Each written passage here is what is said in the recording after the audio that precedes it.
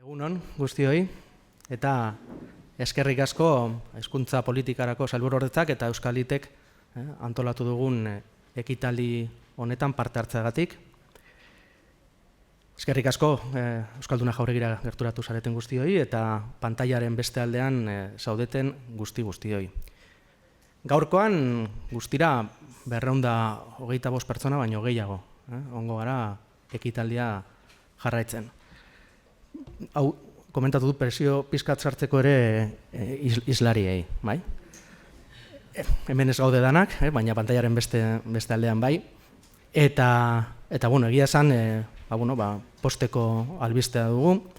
Hau 5. topaketa da, hor ondo azaltzen den bezala, 2021an hasi ginen proiektu honekin, HPS-arekin batera, eta geroztik, 5 saio egin ditugu horrelakoak guztietan 4 erakunderen praktika honak konpartitzeko, horietako bakoitzean. 2 erakunde publiko eta 2 erakunde pribatu beti.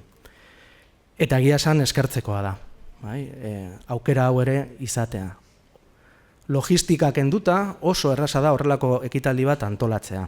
Benetan erraza da, gonbidapena egiten dugu, egiten dizuegu erakundeei praktikak eta konpartitzeko, ona etortzeko eta guztion aurrean azaltzeko, eta erantzuna beti izaten da baiezkoa eta gainera oso azkarra. Eta hori, nik ere eskartu nahi dizuet. Gaurkoan ere, baditugu praktika batzuk, 4 praktika, 2 erakunde publiko eta 2 erakunde pribaturenak, eta horiek izango ditugu izpide, saioan zehar. Gero ikusiko ditugu, gero landuko ditugu, eta aukera ere egongo da galderak planteatzeko. Bai hemen, zaudetenok, izango duzu aukera hori, eta baita online saio hau jarraitzen ari zareten guztiak. Besterik gabe, eta saioari behar duen hasiera emateko, gurekin batera daukagu Sonia Rodríguez, bera da hizkuntza ikerketa eta koordinaziorako zuzendaria hizkuntza politikarako sailburuordetzan. Eskerrik asko Sonia gurekin egoteagatik, eta zurea da hitza. Eskerrik asko.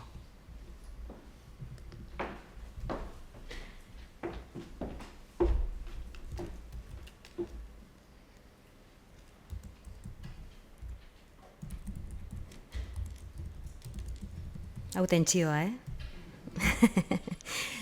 Bueno, egunon guztioi, eskerrik asko Galder, eskerrik asko Euskalit Fundazioari eta eskerrik asko aurrez aurre zein streaming bidez zaudeten guztioi, urtez urte handitzen eta sendotzen ari den topaketa honetan egoteagatik. Plazer handia da gaur zuekin hemen egotea, eta pozgarria da honelako ekimenak antolatzeko Euskalit aliatu izatea.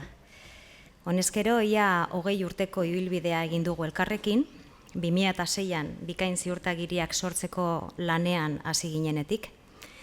2008an lehenengo ebaluazioak egin zirenetik ere, handikona 500 ebaluaziotik gora egin izan dira. Eta, ondo dakigun bezala, horiek izan dira abia puntu hainbat praktika antzemateko erakunde publiko zein pribatuetan. 2020tik praktika onak jaso eta bilatzailean kontsultagarri jartzen dira, eta urtean behin praktika horietako batzuk gizarteratzeko ekitaldi publikoa egiten dugu. Lan munduko praktikak dira danak, hizkuntza kudeaketaren arlo ezberdinekin lotura dutenak, eta hainbat erakunderentzat eredu izan daitezkenak.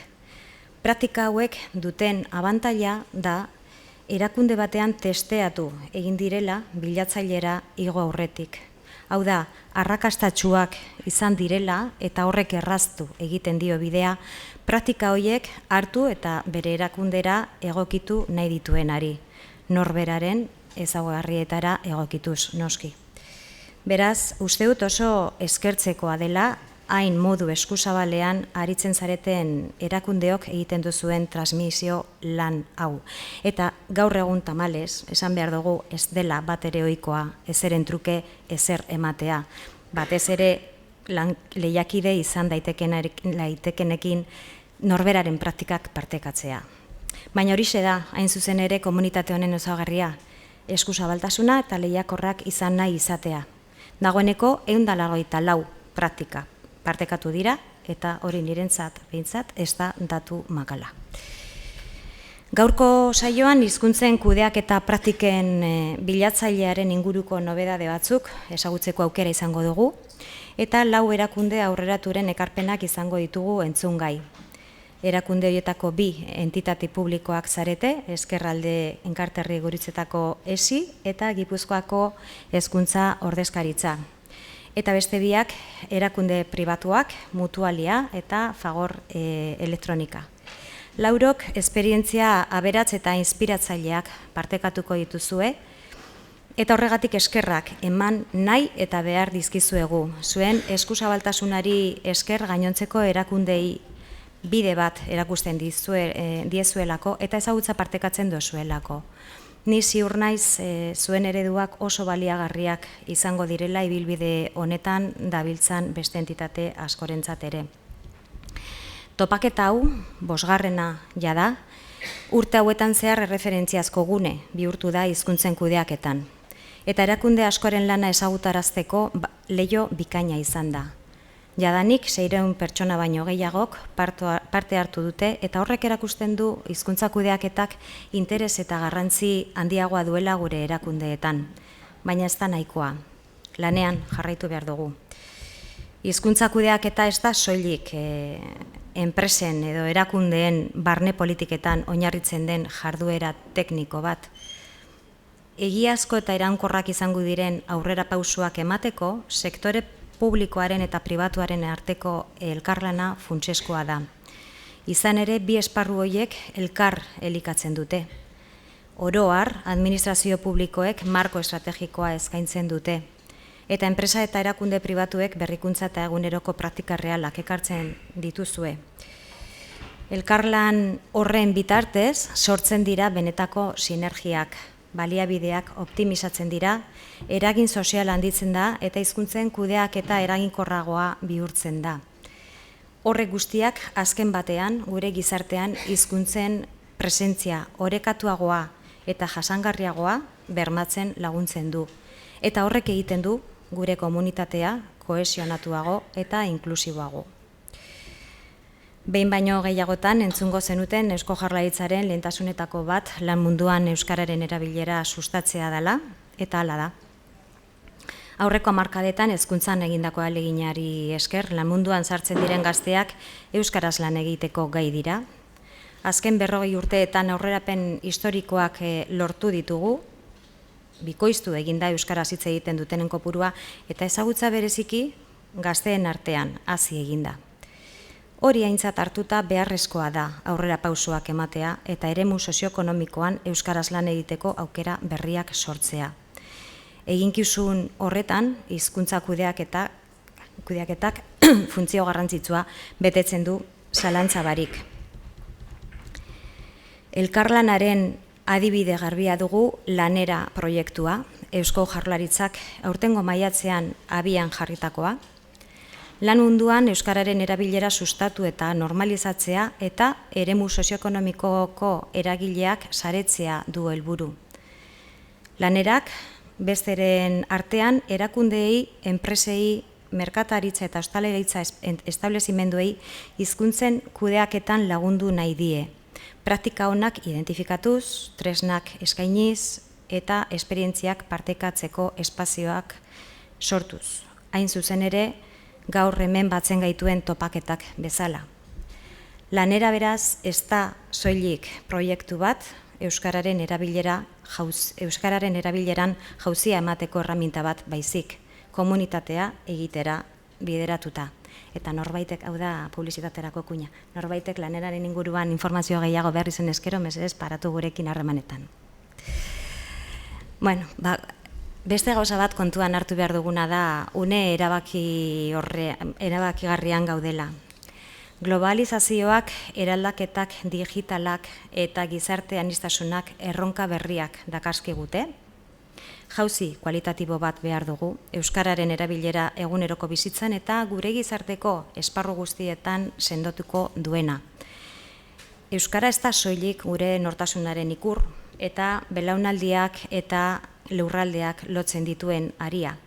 Baizik eta gure etorkizun sozioekonomikoan balio erantsia emango den aktiboa eta kohesio sozialerako motorra. Horregatik, Euskara lanmunduaren eta ekonomia berrien parte izatea funtsezkoa da Euskadi lehiakorragoa, kohesionatuagoa eta berritzaileagoa eraikitzeko. Testuinguru horretan, hizkuntzen kudeaketa garatzeko ahalegin berriak egin behar dira, eta bilatzaile honetan aurki ditzakegun adibideak bide horri baliagarri izango dira hizkuntza politika berriak diseinatzeko. Gaurko topaketa hau beraz, ez da hausnarketarako gonbidapena soilik, baizik eta ekintzarako abiapuntua. Esperientzia partekatuen bidez, elkarrekin eraikiko dugu Euskarak lan munduan eta oro har gizartean izan behar duen tokia. Guztion esku dago Euskarak etorkizun oparoa izatea, Euskararen erabilera sendotzeko eta belaunaldi berriei aukera berriak bermatzeko. Eskerrik asko.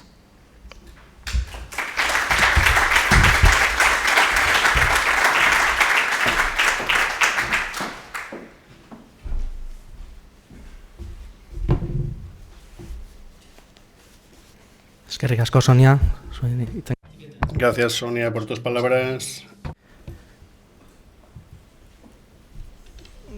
Lehenengo hausnarketa. Gure herriak enpresa eta erakunde aurreratua behar ditu. Erakunde askarrak, arinak, berritzaileak, jasangarriak, pertsonak zaintzen dituenak. Eta horretan gaude, hemen baldin bagaude, da guretzako ere, hizkuntzen kudeak eta egoki bat egiteak, emaitza honak, emango dizkigulako gure erakundeari. Hori da Euskaliten borroka, sortu zenetik, kudeaketa aurreratua bultzatzean, sektore guztietan, erakundeen, kudeaketa eta emaitzak hobetzen laguntza. Horretarako marko bat daukagu, referentzi marko bat, kudeaketa aurreratuaren eredua, eta bertan daude jasota 6 elementu hauek. Eta 6 elementu hauetan ere, hizkuntzen kudeaketa badu lekua, bai estrategia zehazteko orduan, bai bezeroak kontuan aintzat hartzeko orduan, zerbitzua eskaintzeko orduan, pertsona kontratatzeko eta garatzeko orduan. Horregatik, guk ere lotu egiten dugu kudeaketa aurreratua eta hizkuntzen kudeaketa. Erakunde aurreratuek ere hizkuntza kudeatu behar dituztelako. Eta hori errealitate bat da gure herrian. Gutxienez, 2 hizkuntza ditugu kudeatzeko, erabiltzeko eta kudeatzeko. Eta hainbat erakundek, 2 baino gehiago. Bezeroen arabera, hornitzaileen arabera, merkatuaren arabera. Horregatik, erakunde aurreratuek, beraien merkatuari zuzentzeko, lehiakideen gandik berizteko, eta atzean ez geratzeko, interes talde guztien behar izanak ere kontuan hartzeko, komunikazioa eta harremana, hobetzeko, sendotzeko, pertsonen kohesioa lortzeko, ikustu dut hemen ere garrantzitsua dela, erakundaren kultura eta balioa garatzeko eta sendotzeko. Erakunde aurreratua izan nahi dugu, erakunde adimentzua, askarra, errotuta dagoena gizartean, erakunde batek hizkuntzak erabili eta kudeatu behar ditu. Noski, administrazioekin harremanak indartzeko, eta gizarte batean, errotuta gauden erakundeok, nahi duguna da, gizarteak dituen espektatiba eta nahi horiek asetu. Baina hau guztia badakigu ez dela erraza. Hizkuntza kudeatzea, baina beste hainbat kontu ditugu gure erakundetan kudeatzeko. Horrela, ibiltzen gara askotan erakundetan. Egunerokoak irensten gaitu, lehentasunak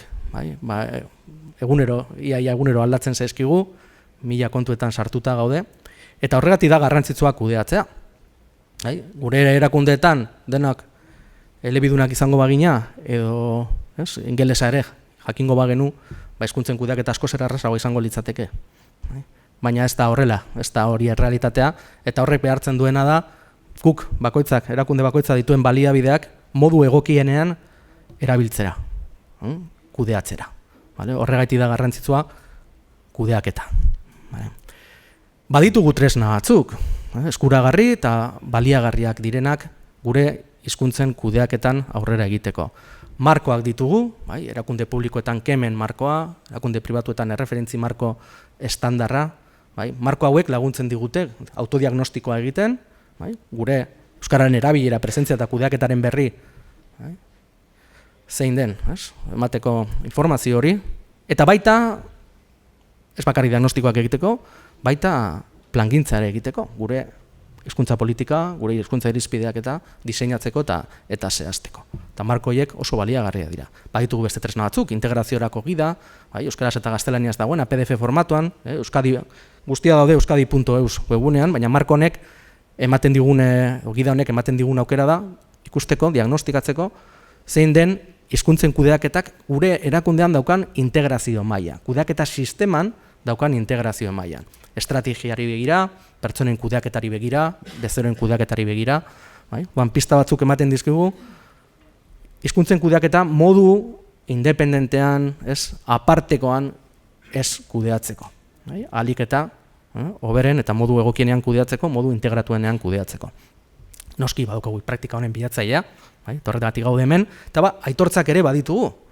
Eta aitortzak garrantzitsua direla, bai? Ziurtagiriak ere garrantzitsua dira, alde batetik diagnostiko bat dakartelako, diagnostiko bat dagoelako atzean, aurrena autodiagnostiko bat, aurrena gure burua ondo ezagutu behar dugu, gero kanpo ikuspegi bat jasoko dugu, hori beti da baliagarria, indarguneak eta zerobetuak identifikatzeko, eta aurrera egiten laguntzeko, eta horrelako ziurtagiriek eta aitortzek ere badute beste onura bat, eta pizgarria direla, motibagarria dira, aurrera egiten laguntzeko. Baditugu tresna batzuk. Eta hizkuntzen kudeaketa praktikan bilatzaile honetan, hau izan da, eta hau da gure helburua. Praktika honak aurrena identifikatzea, badaudelako, erakunde asko daude momentu honetan hizkuntzen kudeaketa egoki bat egiten, ibilbide luzearekin, esperientzia handiarekin, asko ikasi dute, zer atera den ondo, zer ez den horren ondo atera, eta gure lana oso erreza izan da, zentzu horretan, horiek identifikatzea, eta zabaltzea. Eta horretarako, lehen esan dugun bezala, zorionez, erakundeen, ez bakarrik gardentasuna ere bai, baina eskuzabaltasuna ere izan dugu. Eta proiektu honetan, bi adar izan ditugu, bata web bilatzailea bera, eta bestea, ekitaldi hau. 2025ean, 15 erakundek, 24 praktika berri, gehiago, identifikatu, aurkeztu, eta guk bilatzailean igo ditugu. 15 erakunde, 24 praktika.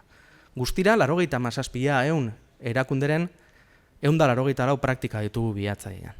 Batzuk oso konplexuak, beste batzuk oso xumeak, baina denak eskuragarri eta denak gure ustez oso baliagarriak erakunde askorentzako.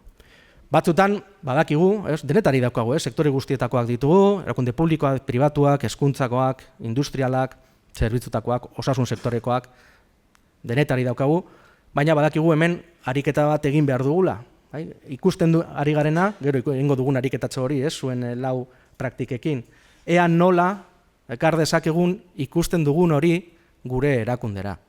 Hau ezin da egin Ctrl-C, Ctrl-V, ez da horren erreza, gauza batzuk egokitu beharko ditugu gure errealitatera, baina egin daiteke eta egin behar dugun, nire ustez egin behar dugun ariketatxoa bada. Eta, ikus dezazuen ere, honek ere arrakasta duela, bilatzaileak berak, 2004 bizitari desberdin, baino gehiago, izan genituen 2024an bilatzailean, web bilatzaile honetan. Pertsona asko. Eta ere, guretzako garrantzitsua da. Zer da praktika on bat? Praktika on bat da funtzionatzen duen zerbait. Tresna bat, dinamika bat, ekimen bat, baina funtzionatu duena, erakunde horri funtzionatu diona. Batzuk esandakoa oso konplexua, beste batzuk sumeagoak, baina funtzionatu dute. Funtzionatu baldin badio, agian guretzako ere baliagarria izan daiteke. Bilatzailea hor daukagu, QR horrekin, bestela loturarekin.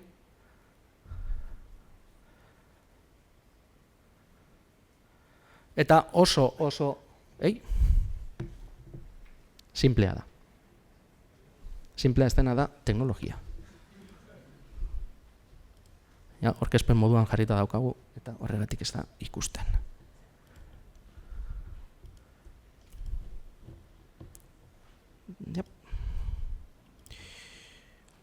Lantze.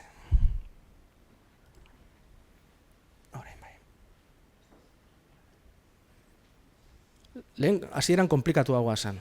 Gero asko simplifikatu genuen. Hemen ikusten duzue, hitz-gakoak bilatu daitezke, erakundaren irudiari lotutako praktikak, edo bestelako hitz-gako batzuk identifikatu genituen, eta horrela selekatuta ditugu praktikak, sektorearen araberare bilatu daiteke, egin daiteke bilaketa, edo zuzenean, bilatuta, komunikazioa eta asistentzia, oso erraza da. Eta gero hemen ditugu fitzak. Hemen asaltzen zaigu zein den erakundearen ezaugarriak zeintzu diren, tamaina, sektorea, aurkezpen labur bat, erakundearen ingurukoa, eta praktikaren asalpena. Eta beste kontu bat garrantzitsua dena, eta nik uste dut honek ere balio handia duena. Hemen agertzen da, eta publikoa da, horrela esan zaielako, hau publikoa izango da, baimena ematen balin baduzue, eta erakundek baimena ematen digute, pertsona baten izena eta emaila jartzeko, nahi dugunean, beraiekin harremanetan jartzeko, praktikaren berri izateko. Hau irakurri dut, interesgarria iruditu zait, eta nahiko nuke informazio gehiago lortu, edo bizitatu, eta zurekin egon. Eta erakunde, izango nuke ia guztiek, hau beteta daukate. Ez da bakarrik praktika egotzea, baizik eta prest daudela laguntzeko, informazio gehiago emateko eta sakontzeko. Eta hori da, bilatzaileak nik uste dut daukan indarra, oso simplea dela, baina hemen dagoela dena. Hemen gakoa da beti bezala, zer bilatzen ari garen argi izatea. Zer behar daukagun gure erakundean, zer dugun hobetzeko, zer identifikatu dugun erronka bezala, eta hortik ja, tira egin eta bilatzea. Eta gero ekitali publikoa, hau 5. Hemen izan ditugu islari batzuk, erakundean nahikotzoia praktikak asaltzen, esan dakoa, gaur, gaurkoekin, 20 erakunde, publiko eta pribatu, beraien praktikak asaltzen. Eta esan bezala ere, gaur, 225 pertsona, azken momentuan begiratu dena izan da gaur goizean, baina ari ziren gehiago oraindik ere izena ematen, bereziki onlineko jarraipen egiteko, eta guztira 156 erakunde desberdin. Nik uste dute baduela bere arrakasta. Eta besterik gabe, orain praktika honei egingo diegu tokia eta hasiko gara lehenko praktikatik. Gipuzkoako hezkuntza ordezkaritzak Aitzolek egingo digu aurkezpena, etengabeko bekuntzan oinarritutako euskara planak garatzeko prozedura. Nahi duzunean.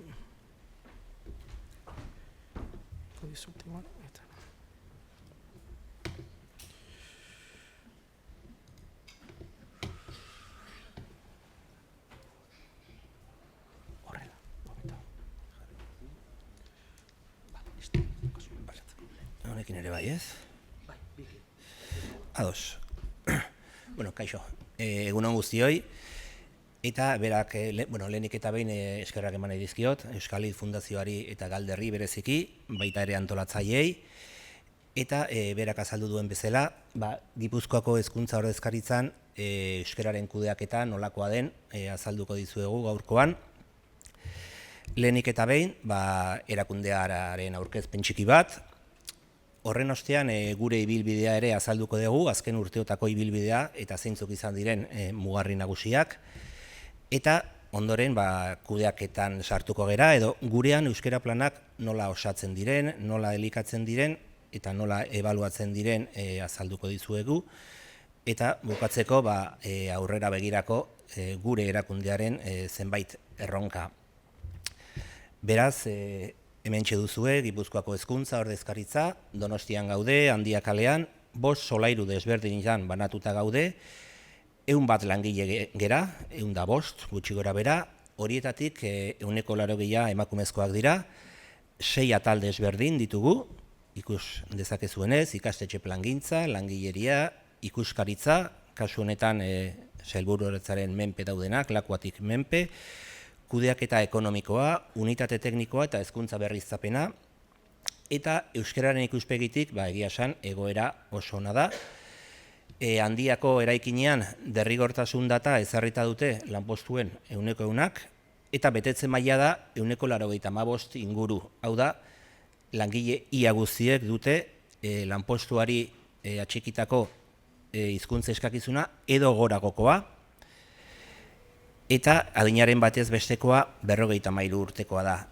Erakundean 2 batzorde nagusi daude, guk deitzen diegu Aurrera Bide eta Kontseilua. Aurrera Bide izango litzateke kudeaketa aurreratuko batzordea, euskara teknikaria ni neu naiz bertako idazkaria, eta Kontseilua dala zuzendaritza batzordea. Bi hauek dira batzorde erabakiorrak, eta bietan euskara askotan euskara gaiak bertan azaltzen dira, inolako arazorik gabe, beraz zehar lerrotasun hori bermatuta legoke. Eta gure diagnostikoaren arabera, telefonoz lehen hitza euskeraz izaten da, 193an. Beraz, hau da gure azken urteotako ibilbidea. Nik nabarmenduko nituzke alde batetik diagnostiko orokorrak eta mugarriak. Mugarriak kasu honetan nik uste bikainera aurkeztea izan direla 2 mugarri sendo. Siadekoren plangintzaldiaren amaierako diagnostikoa daukagu, kasu honetan hezkuntza sail osoarena, eta guk geuk 23an egin genuen kemen ereduan oinarritutako diagnostikoa, ordezkaritzakoa, eta bikainera aurkeztu ginen 2021an, erdi mailako ziurtagiria lortuz, eta hor markatu ziguten batez ere kudeaketan sakontzea zala gure gabezietako bat, eta 2023an berriro aurkeztu ginen, eta hainbat alderdi atera ziren bat nabarmentzeagatik egoera ez formalak bertan eragitea. Nun gaude orain? Kudeaketa planak egiten ditugu urtero, ebaluazio bilera, harrera linguistikoa martxan jarri dugu, euskera talberria, mintza laguna, hizkuntza prestakuntza, beraz aurrera pausu nabarmenak eman ditugu azken urteotan. Hauek diagnostikoaren datu orokor batzuk, zerbitzu hizkuntza eta lan hizkuntzari dagokionez, hezkuntza sailean zerbitzu hizkuntza 183 eta gurean 187, bi kasuetan Eusko Jaurlaritzaren datuen gainetik gaude, eta lan hizkuntzan, hezkuntzan 163 eta gurean 178. Siadekoren inkestari dagokionez, zerbait nabarmentzeagatik, elebitasunerako joera, hezkuntza sailean, bai idatzietan, bai rotulazioan adibidez, aldiz lan bilerak edota dokumentazioan nagusiki euskeraz izaten dira, baino aplikazio informatikoen erabilera soilik 132 da euskeraz, beraz hor ere badago zer jorratu, eta gurean nabarmentzeagatik jarraipen sistematikoa egiten dela. Arduradunek euskara maila altua daukate. Arduradun guztiek daukate 3. edo 4. hizkuntza eskakizuna, eta horrek noski lana errazten du. Langileek euskara plana ezagutzen dute eta balorazio altua ematen diote.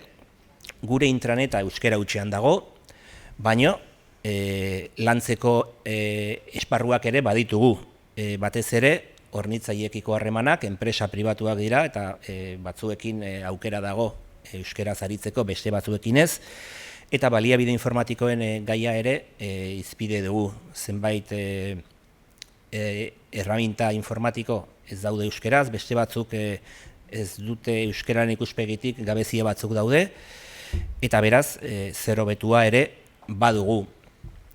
Mugarriak bikainera aurkeztea aurretik aipatu dizuet izan direla gure mugarri nagusiak, bikain 21 aurkeztu ginenetik, zer jarri dugu martxan, aipatu dizuet aurretik, baina hor daukazue baita ere, orain urtero egiten ditugu kudeaketa planak, langile berrien harrera protokolo bat martxan daukagu, kultura sailaren ereduari jarraituz eta pixka bat moldaketa batzuk eginez. Guk daukagu hizkuntza prestakuntza plan berezi bat, IBAP-ekin elkarlanean, ikastaroen sustapena egiten da, hizkuntza irizpideen komunikazioa, kanpaina bereziak, adibidez lehen hitza euskeraz eta gixakoak, mintza laguna ere jarri dugu martxan, eta berriro ere aurkeztu ginen, 23an, esan bezala, eta hor, batez ere, langilea jarri dugu erdigunean, euskera planak egiterako orduan, aurretik ere azan, baino, bereziki erreparatu digu horri, eta adibidez, iradokizunen postontzia jarri dugu martxan, gutun estandarizatua, harrera protokoloan, ikastetxeekin ere harremanak sakontzeko postontzi konkretu bat sortu dugu, eta urten ari gera bilera nagusien azterketa egiten, badakizute orain gutxi ere agertu zela jendaurrean.eus gida, hori ere izpide daukagu, eta guk txantilloi edo dokumentazio txantilloi asko erabiltzen ditugu, orduan horien azterketa egiten ari gera,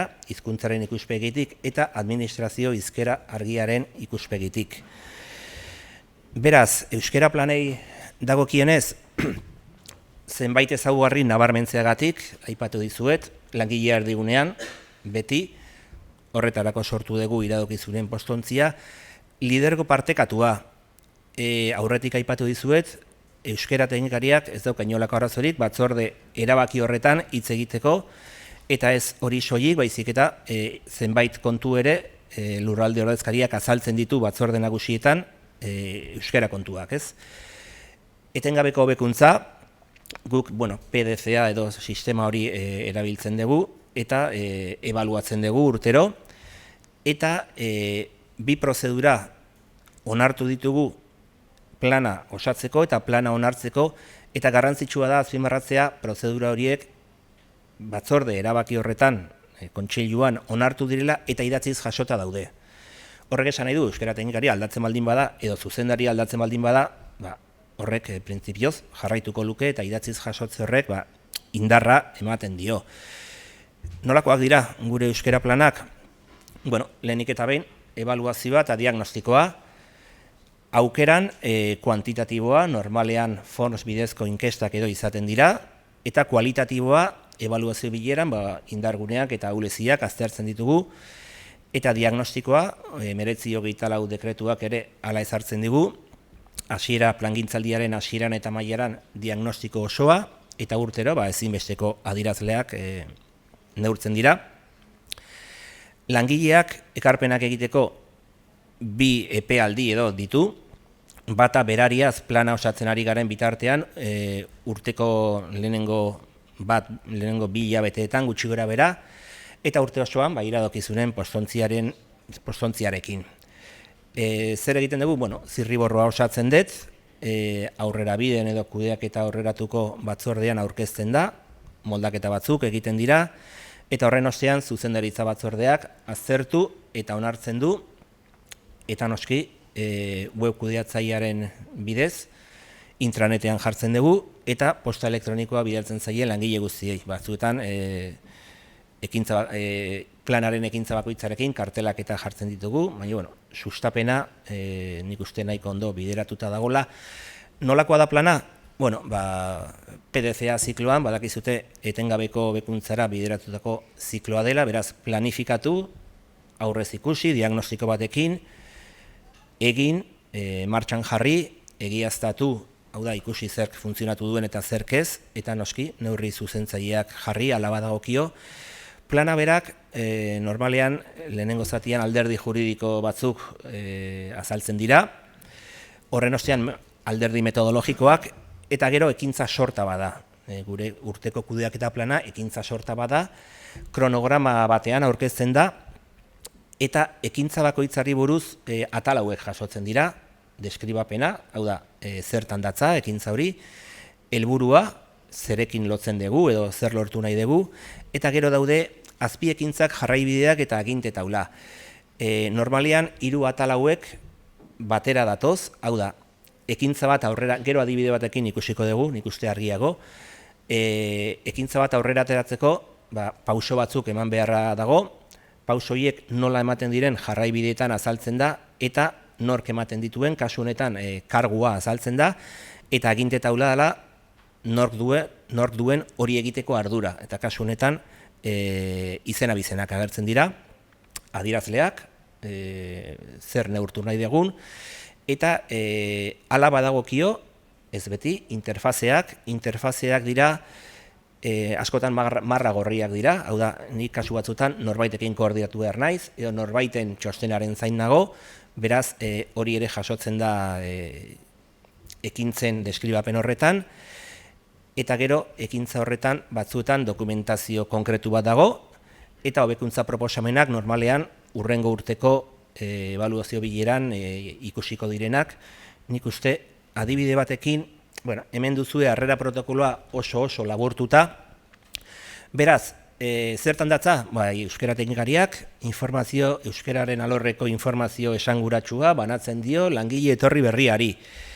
Zer lortu nahi dugu besteak beste? Euskara lan hizkuntza izan dadin neurriak hartzea. Adierazleak bat da, adibidez, langile etorri berri guztiei harrera egitea. Beraz, adierazlea da, bai ez. Bete da edo ez da bete. Baina, gero galdetegi bat ere pasatzen zaie, eta galdetegi horretan datu kuantitatibo batzuk daude, baloratzeko eskatzen diegu, eta idatziz jasotzeko aukera daukate, beraiek nahi dutena. Helmuga zein litzateke aurten, galdetegiko emaitza kuantitatibo horietan, 100ko gorakada lortzea. Eta ze dokumentazio dauka ekintza horrek, edo zer hartu behar da kontuan harrera protokoloa egiterakoan? Gutun estandarizatua, hau da langile berriek guztiek jasotzen dute informazio bera, hori batzordean ere aztertutzan eta onartu zen, eta gero konpromiso horria banatzen zaie, batez ere dituzten hizkuntza beharrak detektatzeko, adibidez esaten diate, aitzol, nik daukat bigarren hizkuntza eskakizuna, baina lortu nuen orain dela 15 urte, eta zailtasunak ditut, orduan mintzalaguna eskaintzen zaio, edo ikastaroren bat, edo horrelakoak. Eta aipatu bezala azpiekintzak, jarraibideak eta aginte taula normalean bat datoz, batzuetan interfazeak daude, beste batzuk ez. Beraz, ekintza honetan zer da lehenengo pausoa? Langile berria datorrela jakinarazi posta elektroniko bidez. Hori nork egiten du? Langileriako teknikari batek. Kasu honetan, aginte taula aioran da. Aiora agertzen da aginte taulan. Beraz, nik nolabaiteko koordinazio bat eduki behar dut aiorarekin, denak ondo funtzionatu dezan, ez? Bigarrenek, lurralde ordezkariak langile berria hartatzen du euskera hutsean, hala jasota dago. Jarraibideak, azalpentxo bat ematen da, baina kasu honetan lurralde ordezkaria agertzen da, eta aginte taulan esan bezala izena bizenak agertzen dira, beraz, Amaiak egiten du hori, eta nik lurralde ordezkariarekin koordinatu behar dut. Hirugarren azpiekintza litzateke, euskara teknikaria 3-5 eguneko epean bildu langile berriarekin, eta informazio gutun estandarizatua eman, konpromiso horria pasa, hori litzateke jarraibideak, kasu honetan noski aginte taulan ninengoke eta interfazarik ez dago. Nola onartzen da plana? Aurretik aipatu dizuet garrantzitsua dela idatziz jasotzea eta zuzendaritza batzordean onartzea. Guk onartu genituen euskera plana hezurmamitzeko prozedura, gutxi gora bera orain azaldu dizuedana, euskera planak nola elikatzen diran, baina euskera plana onartzeko prozedura ere idatziz jasota dago eta zuzendariak ontzat eman du. Beraz, aipatu dizuedan bezala, euskera teknikariak zirriborroa osatzen du, aipatu dizuet diagnostikoa, ebaluazioa, nik ondoren lurralde ordezkariari eta nire lurralde buruari pasatzen diot, beraiek lehen balorazioa eta ekarpenak egiten dituzte, aurrera biden aurkezten da, eta zuzendaritza batzordera dijoa, han ere ekarpenak egiteko epealdi bat badute lurralde buruek, eta plana onartzen da. Baina jasota dago baita ere, web kudeatzaileak plan horren sustapena bideratzen duela, batez ere prestatzen du albiste bat intranetean, eta mezu elektronikoa igortzen zaie, eta noski langile guztiei bidaltzen zaie. Aurretik ere aipatu dut, langileak ekarpenak egiteko aukera duela, bai epealdi konkretu horretan, bai urte osoan zehar iradokizunen postontzia erabiliz. Nola ebaluatzen da? Bueno, saiatzen gera beti datuak kuantitatiboak eta kualitatiboak izaten, baina egia da dena ezin dela neurtu kuantitatiboki, hori ikusten dezute kuantitatiboki zer neurtzen dugun, kasu honetan adibide bada, mintzalaguna, harrera protokoloa, hizkuntza prestakuntza, langileei pasatzen zaien inkesta, kemen ereduarekin, edo ikastetxekiko harremanak. Aldiz, plana bera, edo egiten ditugun kanpainak, edo euskeraldia kualitatiboki neurtzen dira, nola, ebaluazio normalean urtarrilean izaten dugu ebaluazio bilera, eta aurreko plana aztertzen da indarguneak eta ahuleziak.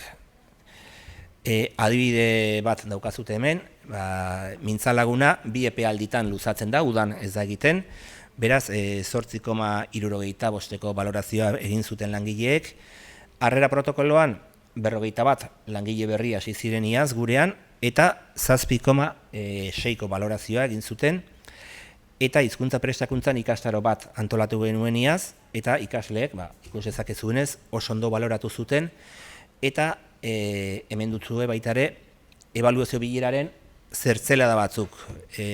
Indarguneak, mintzalagunaren balorazioa beti oso altua da, jarraitu dezagun horrekin, ikastetxeekin erlazioa sakondu da, lehenengo aldiz egin bai genien inkesta hori, 32 langilek parte hartu dute, IBAPeko prestakuntzan, eta itzulpen kopurua jetxe egintzan besteak beste. Baina, hobetu beharrekoak baditugu. Kasu honetan, kemen inkestai atzeratu egin zan, hainbat kontu direla medio, eta ordezkaritzan ikastaro bakarra antolatu da, aurreko urtean 3 antolatu bai ziren. Hemen txadukazute adibide bat, azkar joango naiz, baina aipatu dizudan bezala, normalean webkudeatzaileak sortzen ditu forms batzuk, galdetegiak dira, esteka bat bidaltzen zaio langileari, mintzalagunak ditu 5 galderatxo, 2 minututan egitekoa da, aldiz, diagnostiko osoak, amaieran daukazuten hori, 28 galdera da, okerrez banago, eta lurralde ordezkariak ere parte hartzen du. Mintzalagunak adibidez, nik neronek bidaltzen dut, baina diagnostikoa osoa egin genuenean, lurralde ordezkariak posta elektronika igorri zien langile guztiei, ez nik. Beraz horrek ere, indarra ematen dio, ez?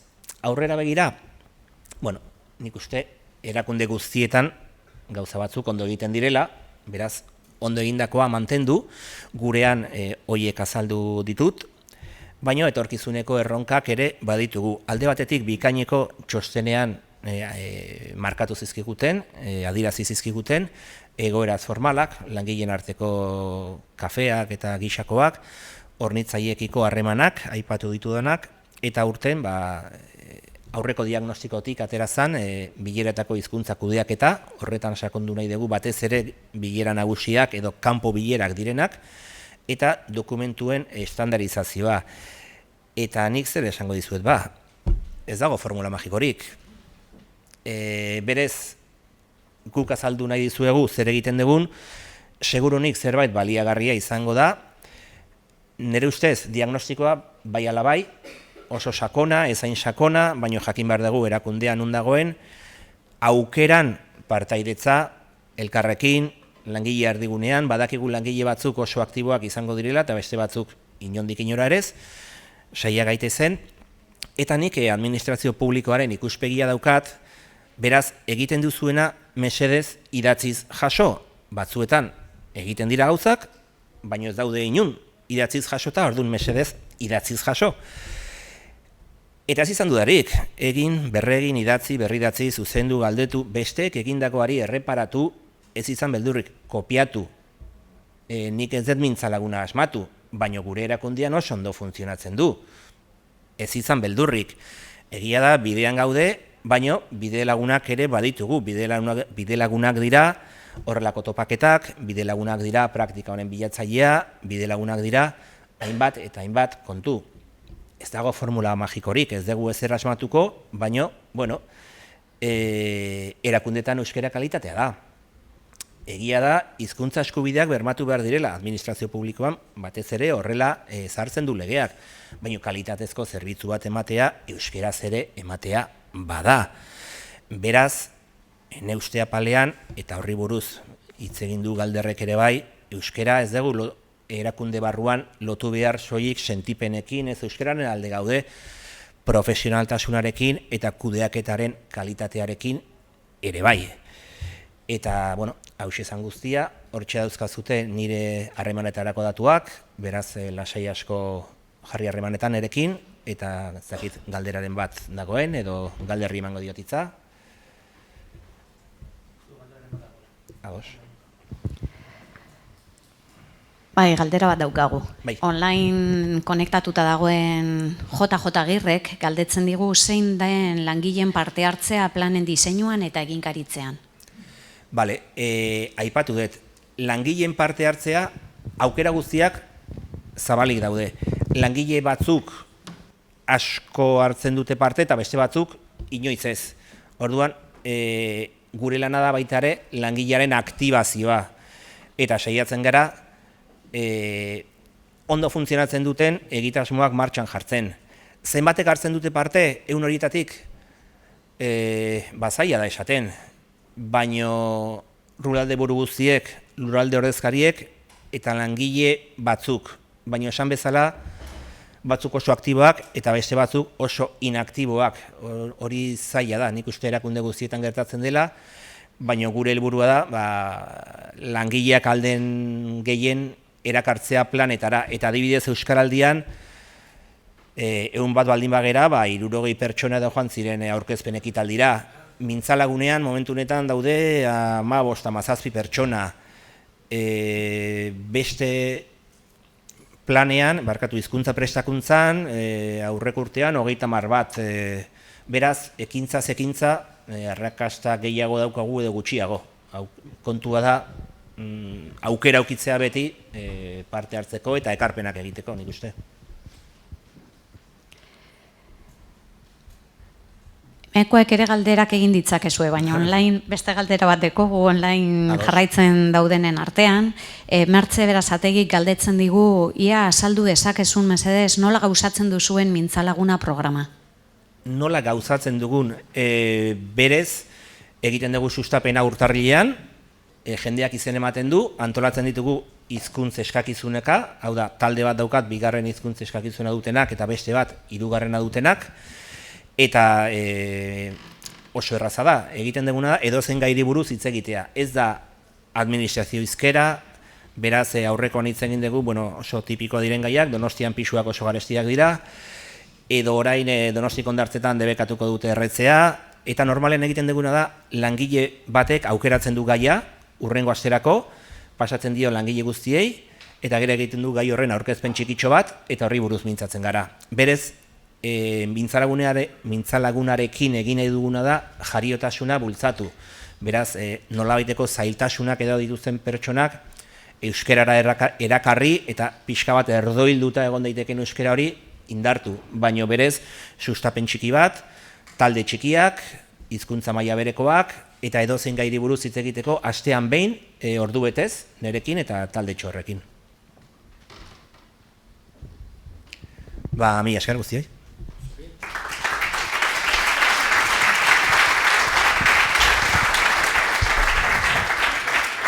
Momentu bat, azkeneko galdera bat sartu da online. Etxean zaudetenak mesedez, aputxu bat arinago galdetu. Azkeneko galdera, ia azaldu dezakezun pizka bat gehiago zertan datzan langileen harreran erabiltzen duzuen konpromiso horria? Konpromiso horria ez daukat aurrean, okerez banago Luiarrek egin zuen antzeko zerbait, baino galdetzen zei, telefonoz eta lehenitza euskeraz egingo dut. Egingo dut, edo zer behar dut hori egiteko. Ez daukat buruan osorik, baino zerbitzu hizkuntza eta lan hizkuntzako alderdi batzuei buruz galdetzen diegu, eta batez ere galdetzen dugu azken atal horretan zer behar dut hori egiteko. Guk nahi deguna da, aurretik aipatu dut, ereduren bat egongo da interneten edo guk geuk nik uste ez dakit, begiratu beharko nuke, dena den bestela nerekin harremanetan jartzeko eta bidali dizaiokete eredua, baino berez da, zerbitzu hizkuntza, lan hizkuntza, orduan hori kontuan hartuta galdetzen diegu edo batez ere alderdi horiek neurtzen dira eta galdetzen diegu zer behar dut hori egiteko. eta horrekin, hizkuntza beharren azterketa horrekin, langileari eskaintzen zaio, mintzalaguna edo prestakuntza plana eta gixakoak. Ez daukat buruan, baina lehenengo galdera da, lehen hitza euskeraz egingo dut telefonoz. Posta elektronikoak euskeraz igorriko ditut, posta elektroniko errazak. Bestela, euskera teknikariaren laguntza izango dut, horrelako kontuak dira. Ez joan, Aitzol, ez joan, animatzen daudela etxekoak. Ados, interesgarria iruditu zaio, orduan. Olatzek, ez daukat informazio gehiago latz, eta nor da horren gidari, ez dakitze aurreko galderaren inguruan dagoen galdetzen egia esan? Gidari mintzalaguna... Izan daiteke? Ni naiz dinamizatzaile. Beraz, langileak gai bat aukeratu du, niri pasatzen dit eta taldeari banatzen diot, eta ni gai horrekin plesatzen ditut galdera batzuk. Eta bera, ni naiz saioaren dinamizatzaile. Sustapena, kudeatzailearen bitartez egiten da. Izen ematea, niri deitzea besterik ez dago. Gidari nik ulertzen dut, ni naiz dinamizatzaile. Eta gai horren inguruan, nik aurretik galdera batzuk presatzen ditut, pixka bat jendeak hitz egin dezan. Gai batzuei buruz, ez da ez errepresatu behar, jendea asko animatzen delako, eta beste batzutan, pixka bat xirikatu behar zaie hitz egiteko, eta beti bezala taldetxo batean batzuk asko hitz egiten dute, eta beste batzuekin saiatu behar gera tiraka egiten, baina horrela egiten dugu. Eta azken galdera bat, uste dut erantzun duzula Olatzeri erantzun diogun azken galdera honetan, baina Aiderrek galdetzen du sustapenak nola egiten dituzuen, nola iristen zarete pertsona horietara? Posta elektronikoa zuzena jasotzen dute guztiek. Eta gero guk daukagu intraneta. Intranetean jendea ibiltzen da bai ala bai, berri guztiak daudelako.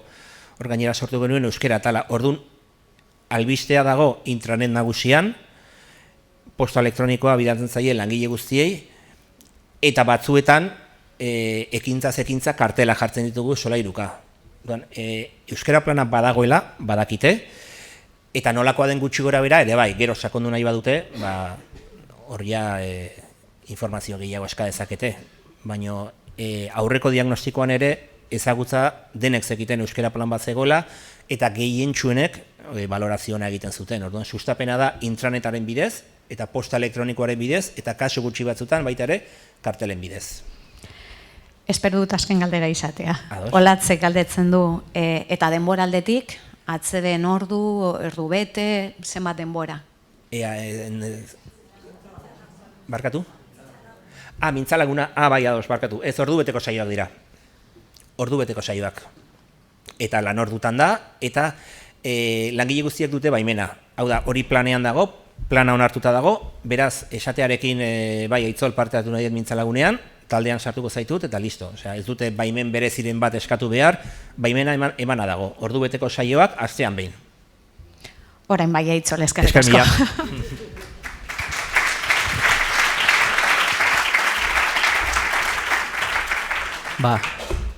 Eskerrik asko, Aitzol, zuren esperientzia konpartitzeagatik.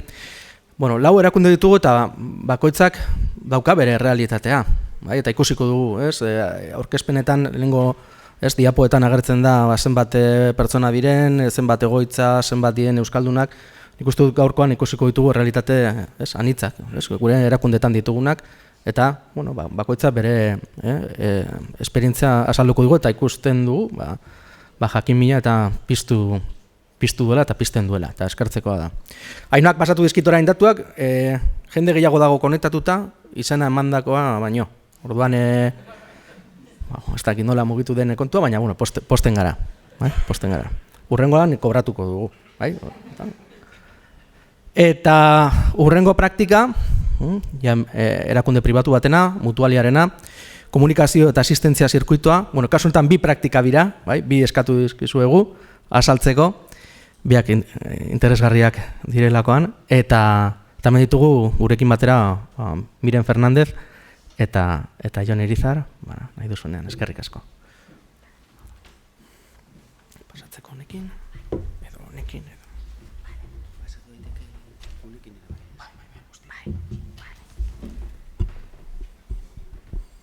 Egunon, eskerrik asko aukera emateagatik. ez dakit gai izango naizen gure praktika ona edo ibilbidea zurekin partekatzeagatik. Hau ez da nire esparru naturala eta, bueno, ikusiko duzue hemen kide batekin nagoela. Ni naiz Miren Fernandez, pertsonen garapenako zuzendaria eta nirekin dago Jon Irizar, euskara dinamizatzailea.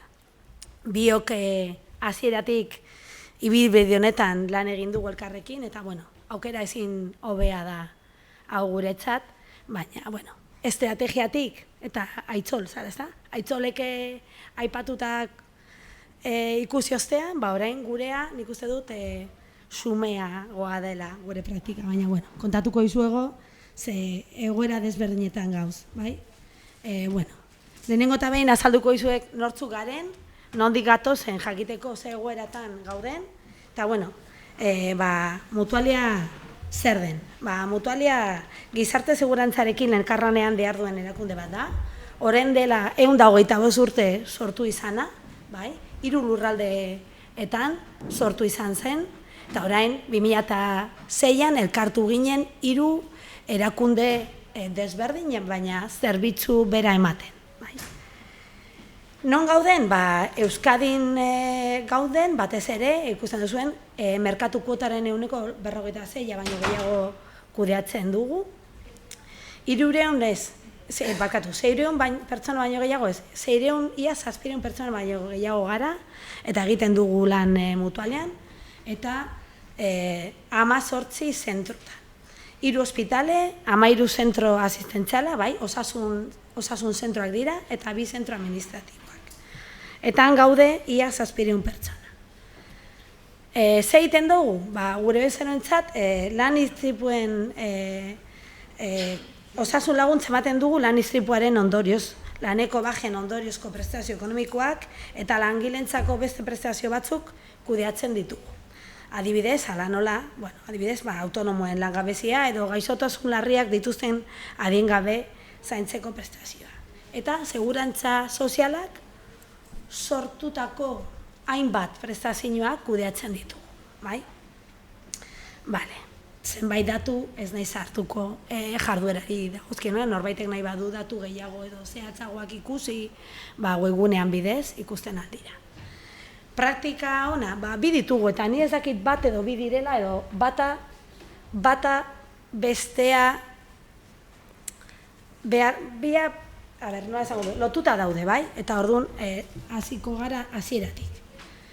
Gu, orain dela 15 urte baino gehiago hasi ginen, diagnostikoa egiten, nizartu nintzenean, 2008an, lehenengo diagnostikoa egin genuen. Ber nola zegoera geneukan, nortzuk zekiten eta zen olako euskara maila. Pentsatu genuen, enpresen itunetan bermatzen bagenituela formakuntza ordaintzen bagenituela nahikoa zera, bai? Eta handik 2012an lehenengo euskara planarekin batera, ikusi genuen beste lanketa sendo bat egin behar genuela. Eta han hasi ginen formakuntzarekin. Eta lehen 2013an taldekako formakuntza taldeak sortu genituen. Lantokian eta lan orduetan izan behar ziren, eta alor ezberdinetako lankideak, hau da. Hasi genuenan gure helburua zen pertsonak trebatu, bai, formatu. Barabideak emon haiek gaitasunak lortzeko. Kriston taldeak sortu ziren, sortu genuen euskaltegi mutuan. Euskaltegia ekarri genuen mutuara, eta han sortu ziren taldeak, bai? Han ere hasi ginen parte hartzen goi zuzendaritza, bai, formakuntza eta trebatzeko tresnak sortu genituen haientzako. Gero, aurrera, 2018an ikusi genuen, osasun arloko etan zeuden pertsonentzat formakuntza ezen aproposa, eta sortu genuen online formakuntza. Karo, izan behar zen, bai, lan orduetan, eta, klaro, taldeak sortzeko ezintasun handiak genituen. online formakuntza 2008an. Eta gero, 2021an, bebai, beste buelta bat eman genuen. Sortu genituen 20 orduko ikastaroak. Gaitasun apropos batzuk lantzeko. Idazmen eta ahozkotasun konpetentziak hobetzeko. Pertsonak nekatuta zeuden. Hain urte osoko ikastaroak, luzeak direnez, bertan bera gelditzen zira. Osea, hasi ziren pospozik, baina urtarrilean, otsailean, bertan bera gelditu ziren. Eta taldeak utzi hasi ziren gelditzen. Orduan, pentsatu genuen, beste motako tresnak sortu. Eta holan, euskaltegi batekin, sortu genituen olako ikastaroak. Nahiko ondo joan ziren dana, eta hemen emaitza batzuk. Guztira, 174 ikasle. Hau da, 130. Osea, pozik gaude. Eta ikusten daan, berdez dagoena da, taldekak. Klaro, taldeak ziren lan orduetan eta aurrez aurre orduan. Pertsonak oso pozik zijoa zen. Gero, enpresen ituna. Norbaitek bere kabuz nahi badu ikasi ere, ikasten da. Gero, goizu zendaritza, 3. Zer dira, 3 pertsona? 3 pertsona. Ikasi genuen. Eta gero, online, 23 pertsona eta 24 ordukoak 13 pertsona. Han ikusten da nola mugitzen diren pertsonak. Oso desberdinak gara, bakoitzak helburu bazuen buruan, baina konturatu ginen pertsonen helburuak ez ziren erakundeenak. Eta orduan, beste aurrezketa egin eta gero, 2003an, Jon eta biok gelditu ginen eta hasi ginen pentsatzen. Hau da nahi duguna, benetan euskalduntze plana aurrera eramaten ari gara, esparru edo arlo batzuetan bai, baina pertsonen edo euskara laneko tresna izateko lortuko dugu? Ez, orduan, emaitzak aztertu genituen, hausnarketa sakon bat egin genuen, bebai gure konfidantzako hornitzailearekin adostu genuen nola bideratu eta proposamen berri bat sortu genuen. Gure helburua zen euskaraz lan egiteko langileak aldundu. Hau da, ez dugu gaitasunak lantzen zuk euskaraz nahi duzun moduan erabiltzeko, baizik eta lanean aritzeko. Orduan, 55 orduko trebakuntza ikastaroak sortu ditugu. Hau oso desberdina izan da. Arlo berekoak dira, lan orduetan izan behar da, hori argi dekogu, bestela ez dugu helburua lortuko, eta laneko edukinak landu eta sortu. Hau da, ez baditugu sortzen tresnak lanerako ez dugu lortuko. Eta hau da lortu duguna. Soilik datu bat emango dut. Eta niretzat garrantzitsuena da. Zure eguneroko funtzioak euskaraz ere egiteko balioa izan du, landutako edukinak, eta sortutako edukinak baliogarriak dira, 4.5 lortu dugu.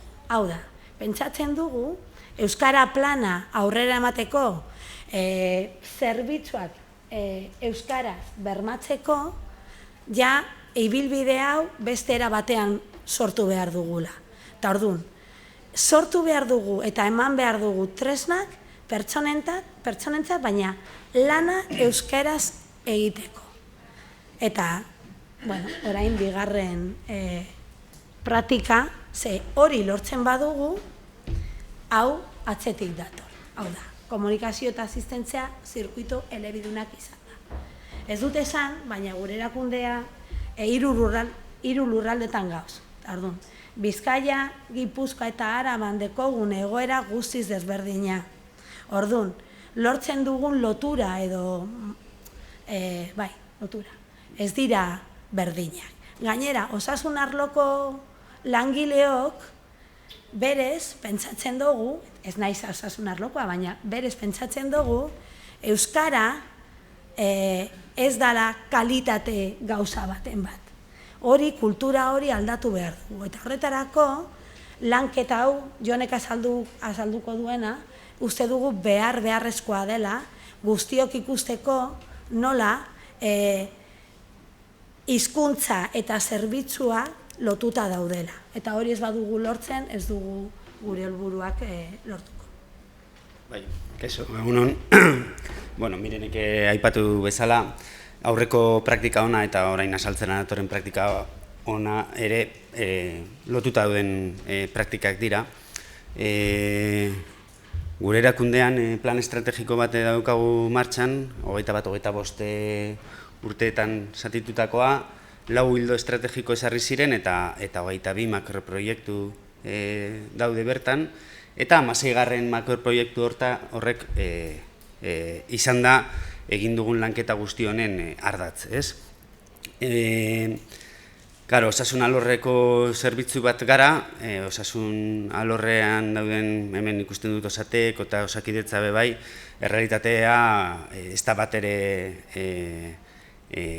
Aitzolek aipatu duen errealitate bera, gure erakundean euskara ezagutza askoz ere basuagoa da, zailtasuna dauzkagu profesional euskaldunak guregana ekartzeko, eta bueno, eta dauzkagun baliabide horiekin egin behar izan duguna da alde lehenean modu efizientenean gure zerbitzuak saiatu euskaraz ere ematen. Hortarako egin behar izan ditugu, lehenengo pausa izan zen, definitu ze kanpo komunikazio alor edo zerbitzu genituen aztertu, ez?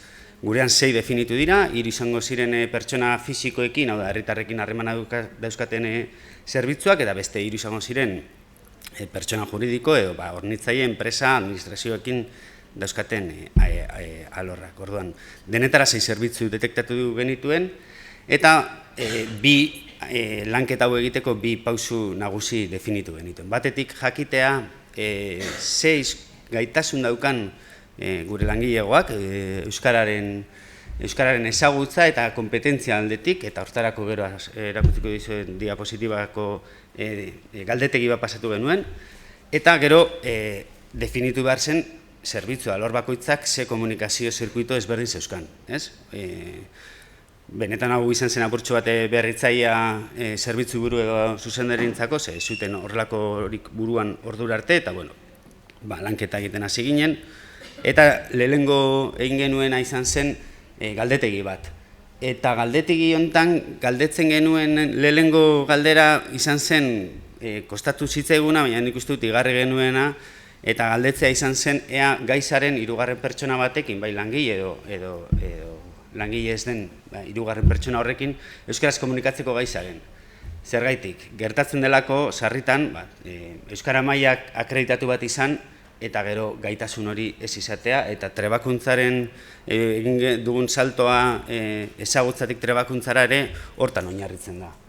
Bueno, gero galdetzen genuena euskara titulu zeukaten, guzti honekin egin genuena informazio bat guretzako oso garrantzitsua zena bildu, eta hortik pasatu ginen, informazio taula bat pasatu genien alor eta zerbitzu, lehen aipatutako zaila alor eta zerbitzuetako arduradunei. Lehenengo egin behar zuten, atal hortan lehenengo egin behar zuten ze zirkuito, komunikazio zirkuito zeuzkaten definitu, ez zen gauza erraza izan. Bueno, azkenan lortu genuen, bakoitzak izendatzeko modu ezberdinak zituen, baina bakoitzaren errespetatzen saiatu ginen.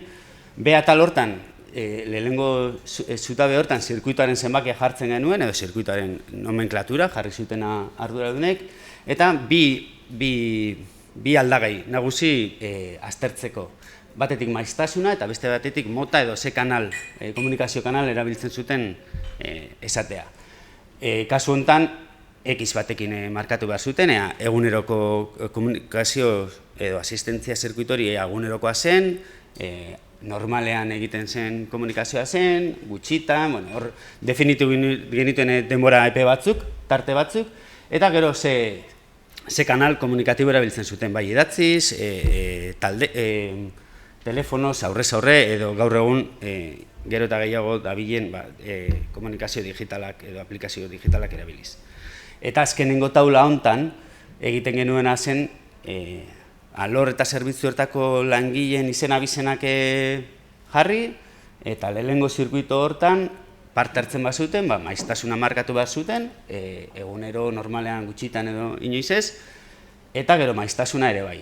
Eta hemen azkenean portzentai kontu bat zen. Ez dira izan neurketa zehatz eta zuzenak, oso zaila delako azkenean gure zerbitzu horietan dabiltzan langileek esatea 185,6 da nire jarduna aurrez aurre.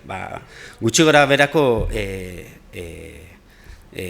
datu bilketa bat egin genuen, eta, argi dago, kopuruak 100 eman beharko zuela, eta guzti horrekin egin duguna da, integratu dugu batetik ezagutzarekin galdetegitik ateratako informazioa, eta beste batetik alorraren edo zerbitzuaren zirkuitoen ezagutzatik jaso dugun informazioa, eta hori egiten genuen uztartu.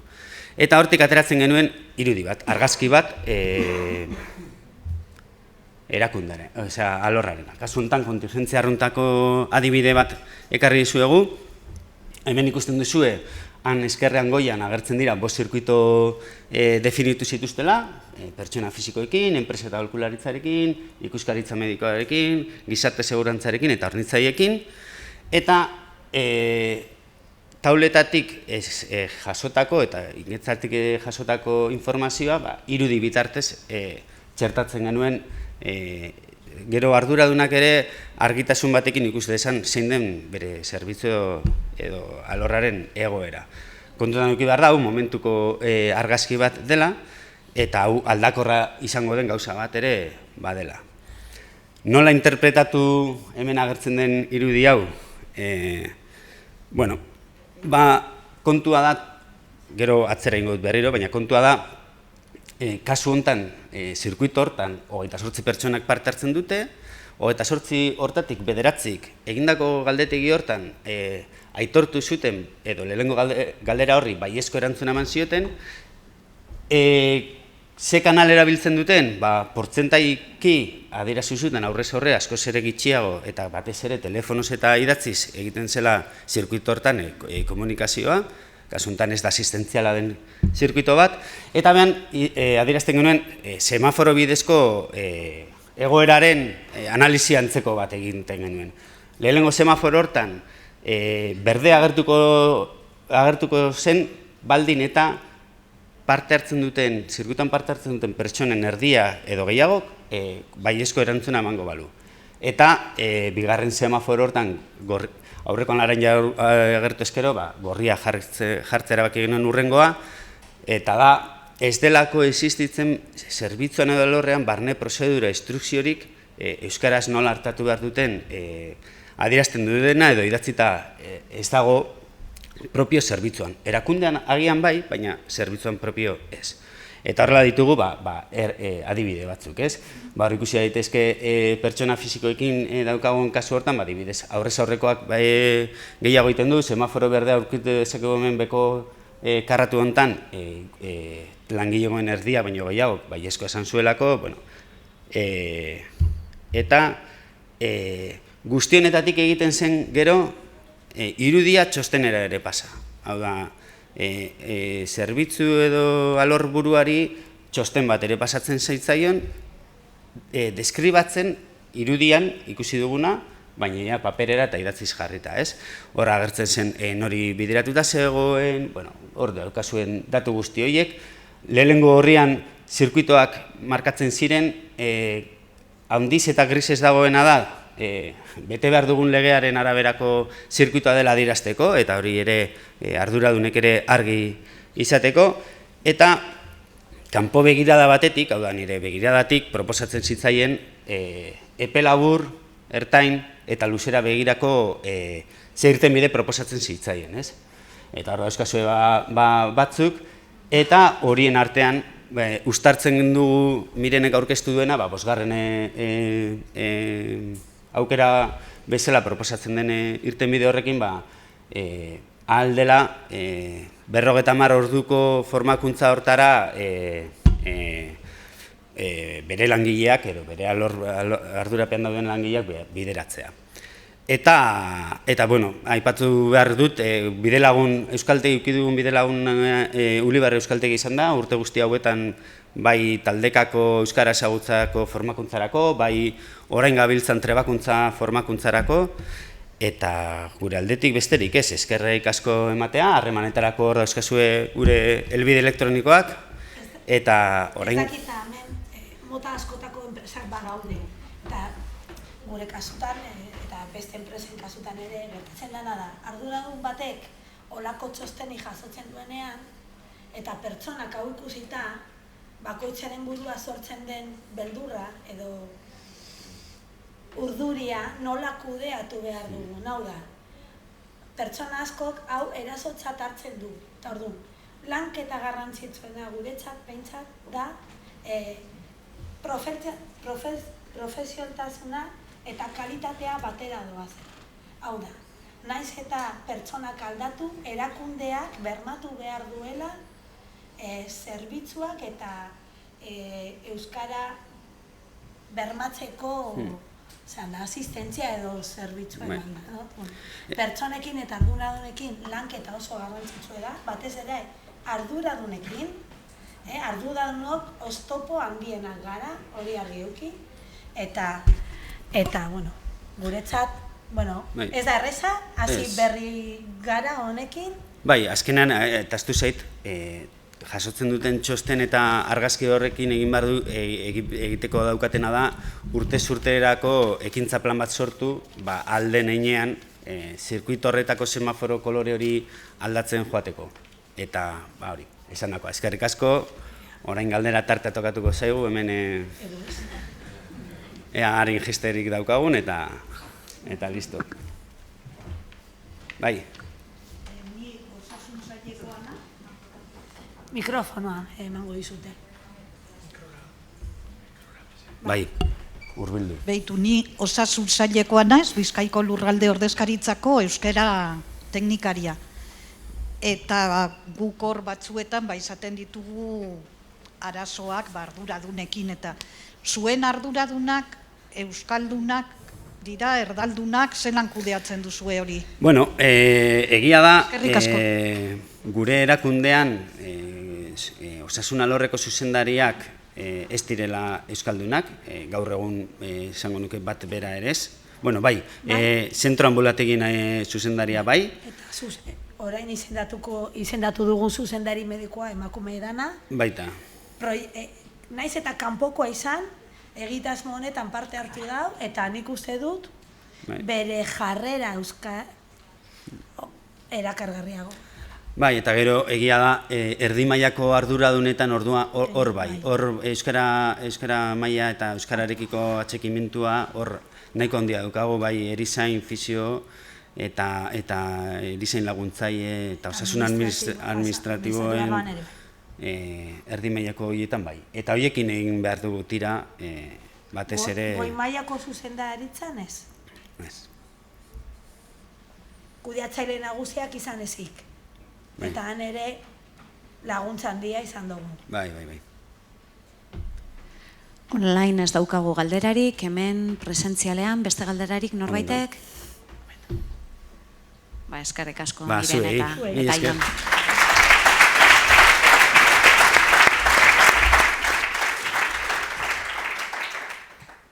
Eskerrik asko bioi, Miren eta Ion, gurekin zuen esperientzia konpartitzeagatik.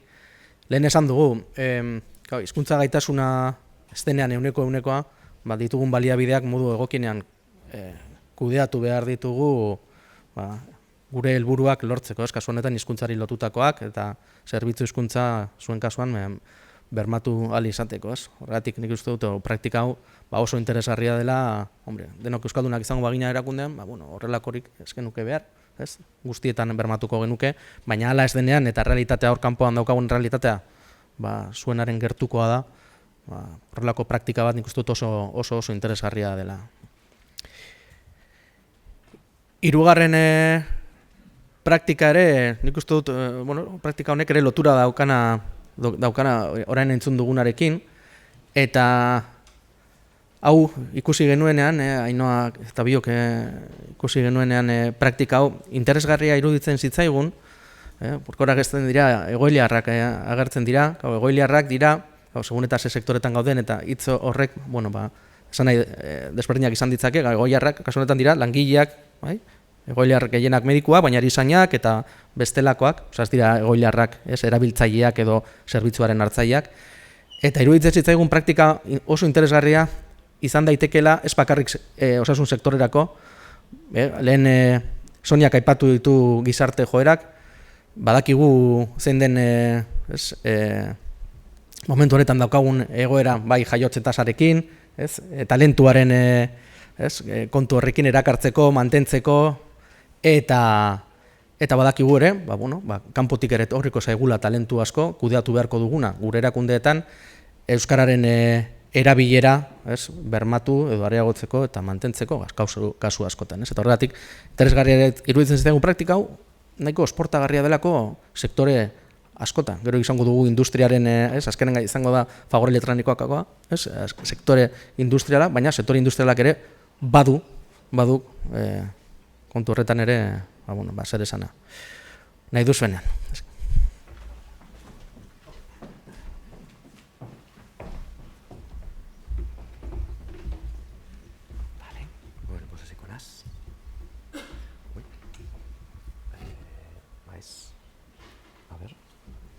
Barkatu, hau ez dago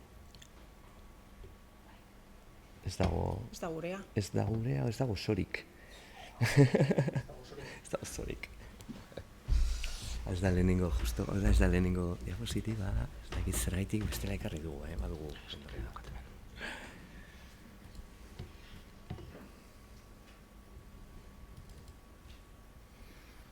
Egolia, hirugarrena jartzen du, hiru. Hoi se bea, konpontute.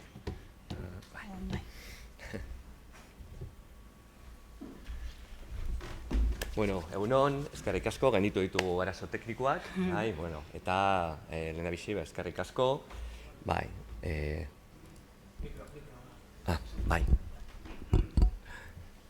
hoxe, eskerrik asko, eta eskerrik asko Galderri gonbidapena egiteagatik, eta eskerrik asko zuei guztioi, hemen zautenei eta bestaldean zautenei. Bueno, Iratze Sustatza eta Javi Gomez egara, Ezkerraldeen Karterri Gurutzetako erakunde sanitario integratuko eta integratuan lan egiten dugu, euskara zerbitzuan. Gure erakundea, Osakidetza erakunde integratua da, eta osasun zerbitzuak eskaintzen ditugu, bai lehen mailako arretan, eta bai ospitale arreta espezializatua. Hauze da gure eremua, bai, alde batetik lehen mailako arreta eskaintzen dugu, Bizkaiko mendebaldeko 17 udalerritan, bai, Enkarterri, Ezkerralde eta Meatzaldean, bai, guztira 27 osasun zentro, kontsultategi eta anbulategien bitartez. Eta gero bestetik, arreta espezializatua eskaintzen dugu, Barakaldon dagoen Gurutzetako Unibertsitate Ospitalean. Arreta espezialita horretan eremu geografiko asko zabalagoa da. Berez eskaintzen dugu bai arreta, berez gure referentziako eremua lehen aipatutakoaz gain, bada Txorierri eta Erandio ere barne hartzen dugu, eta gero egia da, espezializazio handiko ospitalea. Beraz, zerbitzu askotan gure referentzia eremua da Bizkaia osoa, EAE osoa, eta kasu batzutan gainetik ere bai. Bueno, ametsa dituzue gure erakundearen, oso erakunde handia gara. Hemen daukazue datu batzuk, azaleko argazki bat egiteko. Datuak arago, hemen dituzue datuak, baina hiru ezaugarri, gure erakunde hiru ezaugarri, gure lana eta gure zereginak baldintzatzen duena azpimarratu nahi ditugu. Bata, erakunderen konplexutasuna, bigarrena tamaina, aipatu danez, eta hirugarrena espezializazioa, espezializazio handiko erakundea. Horrek guztiak nolabait gure lana baldintzatzen du. Eta datuak arago, gure erakundean askotan esaten da persona zaintzen ditugun persona garela. Orduan, batez be erreparatu nahi ditugu, bi datu hauei erreparatu nahi dugu, pertsonak. Gure erakundean 7.000 langiletik gora lan egiten dugu, 7.000 personatik gora lan egiten dugu, eta hori gestionatu gara dago, eta egunero, bataz beste, 8.000 paziente baino gehiago hartatzen ditugu. Hori dira guretzat, eta berra ekarri nahi ditugun daturik garrantzitsuenak.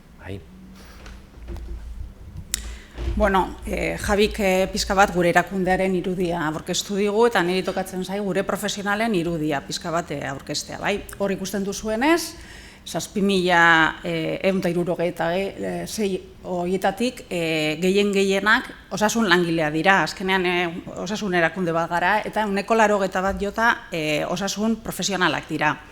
Horien artetik,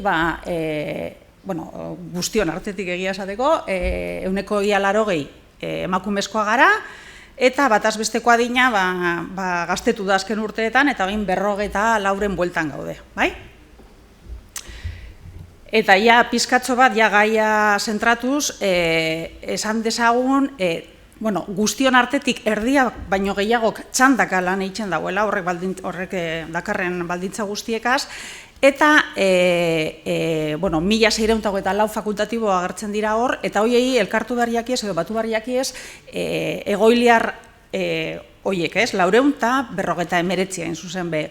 Hoiek elkarlanean ari dira, mediku zereginetan eta bisenak dira, eta esan dezakegu, ikusteko tamaina pizka bat, zeri buruz ari garen, mediku zereginetan da bisenen artean, gurean, 122 egoiliarrak direla. Hau da, prestakuntza jasotzen ari diren profesionalak direla.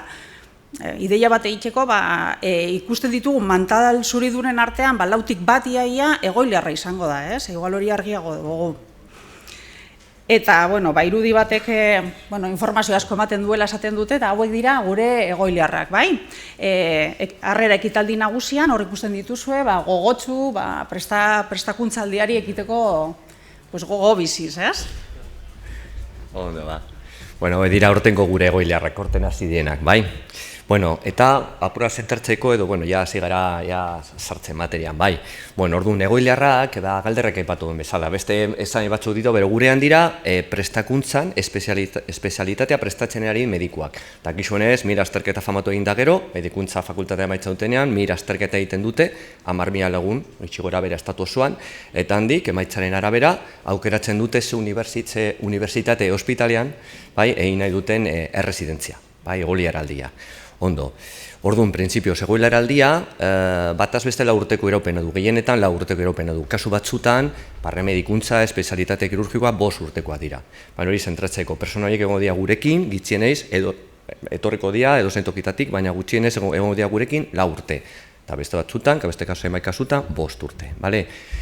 Orduan, argazki hortan ikusi ditugun horiek, aurten, hasi berria direna, 124 egoiliar. Azken 5 urteetan, 127 egin du gora, kopuru horrek.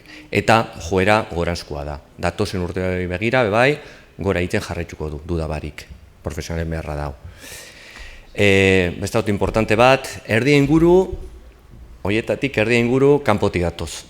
Azaldu dugun bezala, estatu mailan egiten da mirazterketa, eta horren horien arabera aukeratzen dute ospitalea. Gurea erreferentziako zentroa da hainbat zerbitzu garrantzitutan, esate baterako pediatrian, eta beste hainbat zerbitzu, dermatologia edo plastika.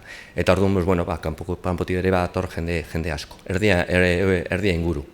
Ez dago zehazterik, ez dago planifikatzerik, ze azterketaren emaitzen aberako izango da. Beraz ez dago jakiterik aldez aurretik, gure ikasleek oso nota honak ateratzen baituzte, behar badageratuko diamen, bestela ez dago planifikatzea ez dakik zen bat izango dien. Ez daiteke 135, 140, 160 ere izan da, baina batez beste erdia. Horrek esan nahi du, urtero sartuko dira 160 profesional berri prestakuntzan. Eta urten guztira ze kopurari gara. Badaukagu, momentu honetan, 469 egoiliar, gehiena medikuak, beste espezialitate batzuk ere badaude. Baina horren pisua beste datu bat emoteko, pediatrian bakarrik 60 egoiliar daukagu. Anestesian 40. Bi zerbitzu horietan bakarrik egun persona daukagu prestakuntzan.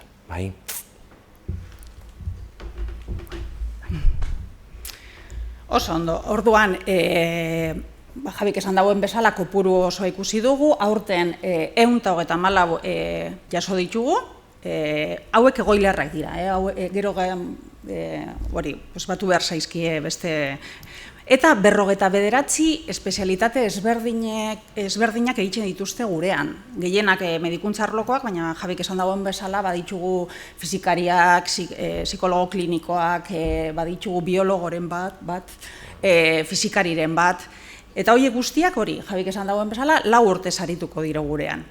Orduan, batean, momentu batean, hasi ginen ikusten, egoiliarraldia amaitutakoan, hasi zirela gure zerbitzutik pasatzen, ea zer egin alzuten euskara ikasteko. 4 urte pasata gurean, batean, konturatu ziren, euskara garrantzitsua zala. Orduan, momentu horretan pentsatu genuen erantzun bat eman behar geniola honi, ez? Bai, pisu aldetik, badalako, gure erakundean, zer esan handia duen errealitate bat, eta bestetik 4 urte ezin genituelako galdu, ez? Orduan, 2017an hasi ginen guk harrera integral hau, deitu dugun hau, pizka bat diseinatzen, ez? Orduan, beti ere irakaskuntza unitatearekin elkarlanean, euren lankidetza izan da funtsezkoa bide honetan guztian, eta pentsatu genuen zerbait eskaini behar geniela. Eta orduan hasi zen, 3 pausu hauek dituen harrera integrala implementatzen gurean. Zer da harrera integral hau? 3 urrats horiek ditu, lehenengo eta behin harrera egiten diegu, talde txikitan batzen ditugu, eta lanean hasi baino lehen ematen dizkiegu euskararen inguruko oinarrizko informazio garrantzitsuak. Bigarrenez, sentsibilizazio tailer bat dago, hori lanean hasitakoan justu, 3 orduko tailertxo bat da, eta hor sentsibilizazioa eta motivazioa lantzen dugu, eta egiten diegu bertan, parte hartzen dutenei, egiten diegu euskalduntze eskaintza egokitua, bai? Eta egia esateko, oso aberasgarri izan da guztia. Baina, Jabik igual kontatuko digu lehenengo pausua. Pauso, bai. Printzipioz, gure ustez, iratzek esan duena, ekarri bat duguna da, funtzionatzen duenako, azken galdarrek esan duena, ikusi dugu, funtzionatzen duela, guri pentsa funtzionatu digula, eta horregatik, partekatu genuen, bai.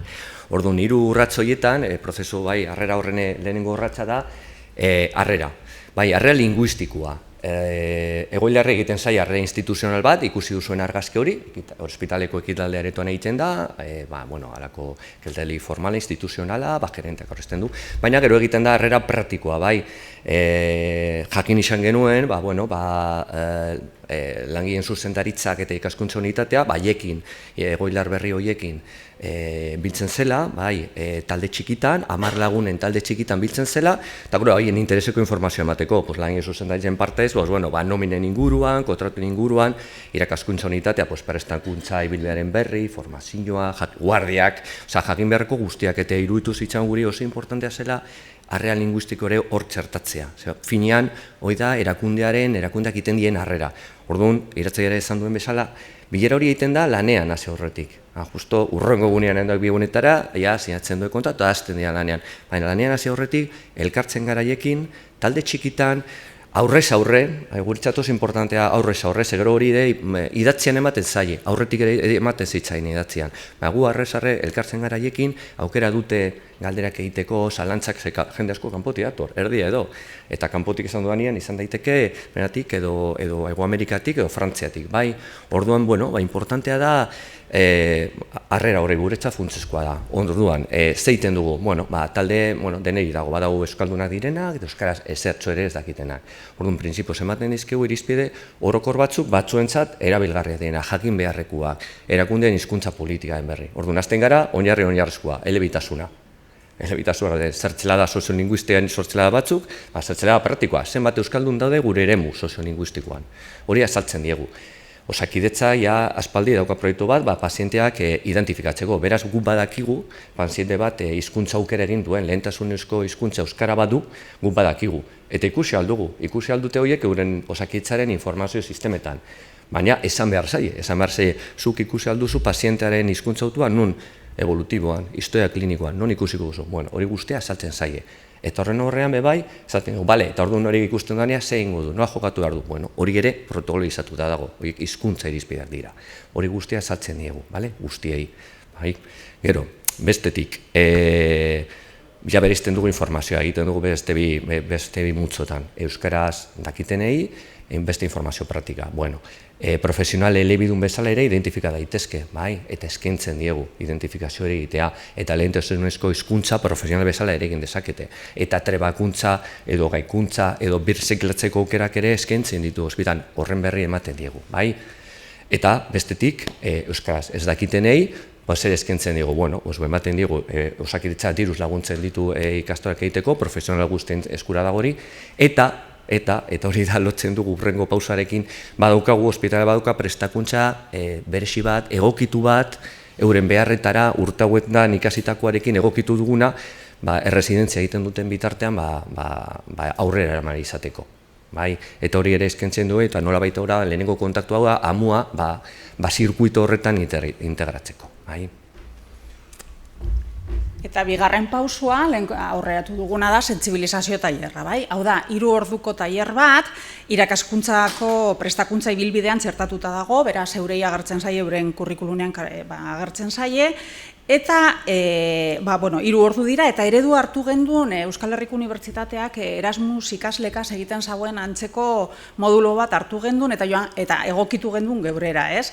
Gaur egun trebatzaile ditugu horretan aritzen direnak, eta eurek hasteko eta behin itxen dutena da, euren hizkuntza biografia partekatu, ez? Azkenean, eurek kontatzen diete nola hurbildu ziren eurek euskarara, gainera historia ezberdin bi dituzte, batak euskaraz etxean jaso zeuen, besteak ikasin zeuen euskaltegian, eta emozioekin lotzen dute, ez? Eurek bizitakoa partekatzen dute, eta oso motibagarria da azkenean, ez? Euren bizipenak eta entzutea eta partekatzea.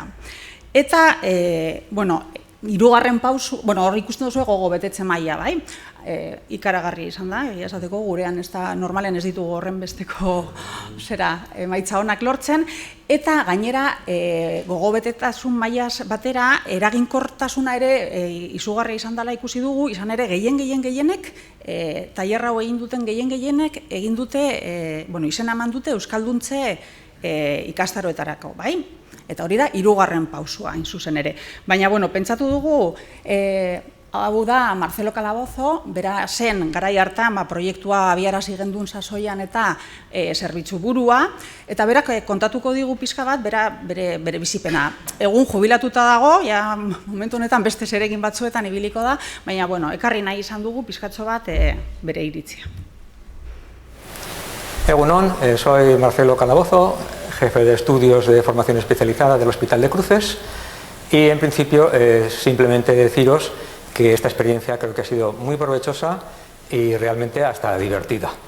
Las ilacasles muy motivadas, los alumnos y alumnas, que sobre todo son alumnas, muy contentas, van a seguir el resto del año y creemos que esta experiencia puede exportarse a otros centros como el nuestro, en el que hay gran parte de gente que viene de fuera y que no es que le hayan quitado miedo al euskera, es que les ha gustado mucho y están muy, muy contentas. Agur.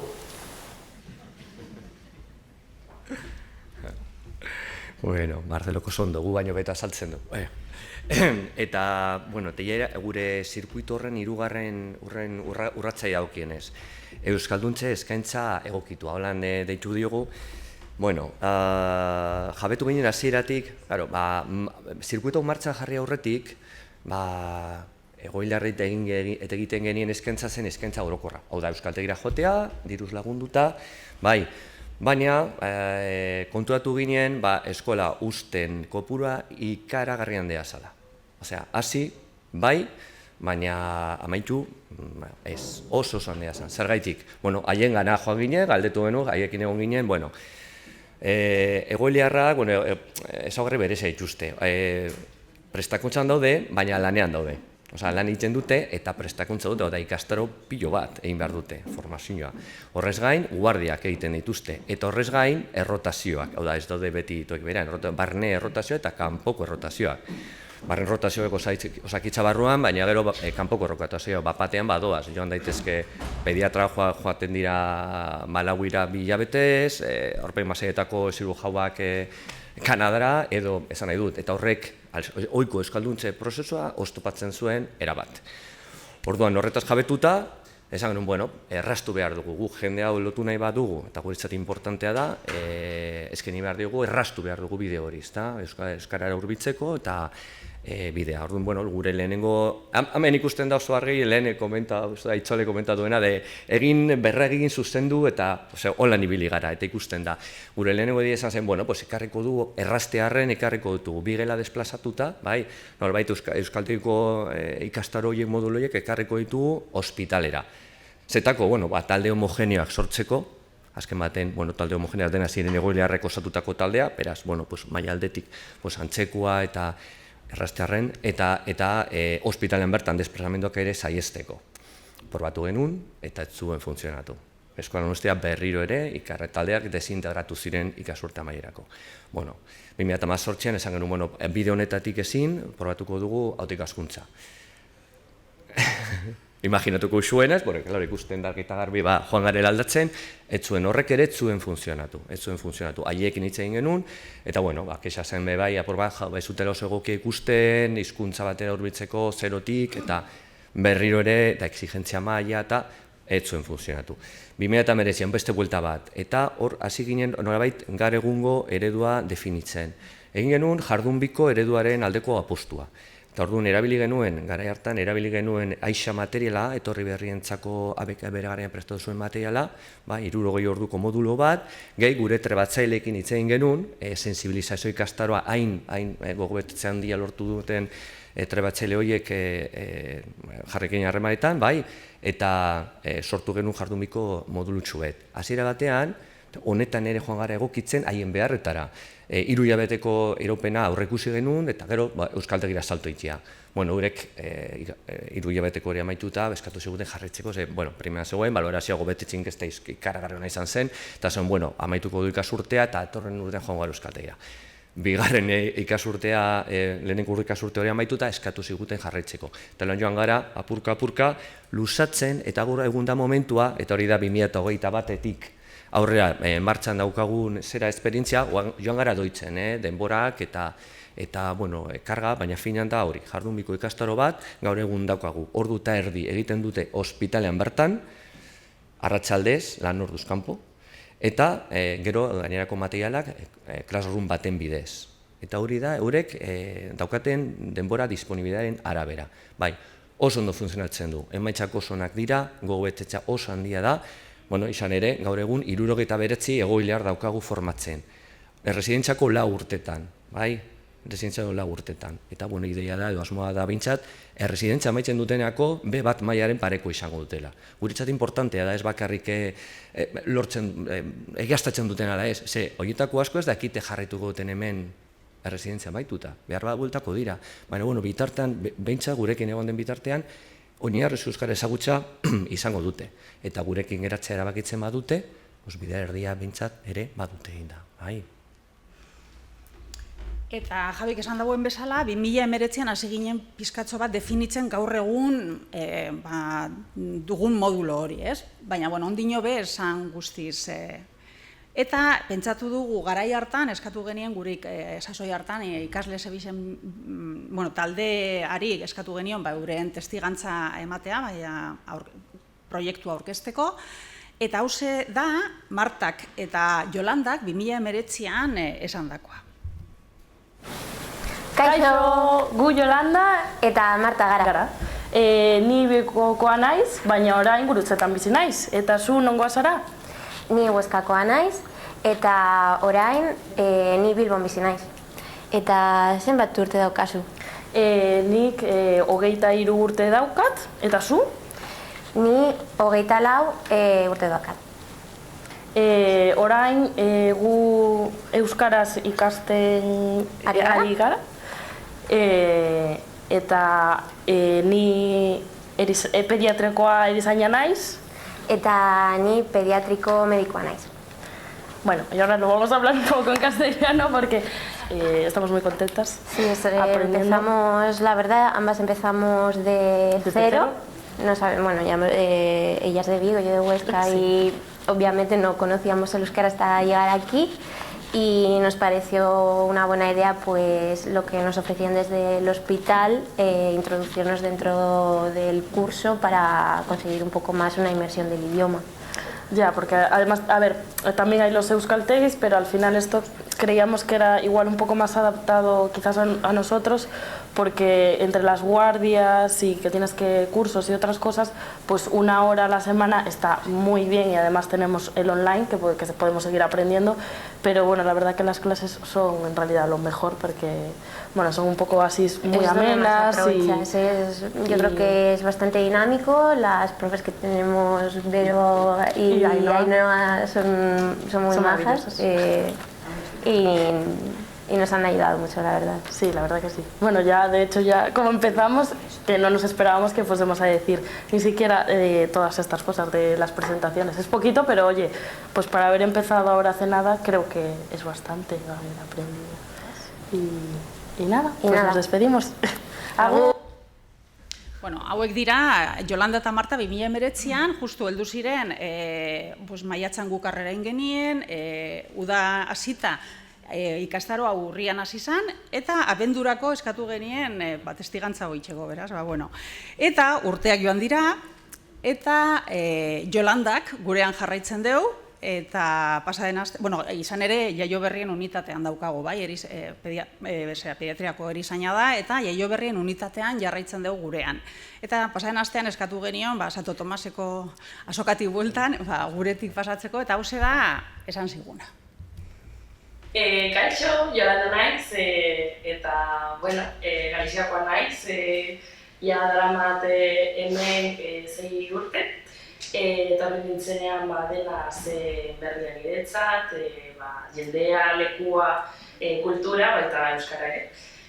Baina hemen, Guretzitako ospitalean, euskara ikasteko ikastaro bat aukera eskaini ziguten eta ni animatu nintzen, zergatik ez.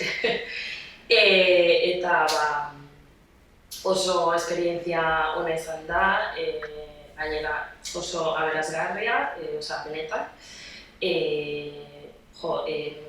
Gero, gure irakasleak oso onak izan ziren, oso onak dira, orain ere, bai. Eta haien lanari esker eta motivazioari esker, gero ni animatu nintzen euskaltegira izen ematera. Eta orain esan dezaket, B2 maila daukadala. Orduan, orain lanean gaixoekin eta familiekin hitz egin dezakete euskaraz, eta uste dut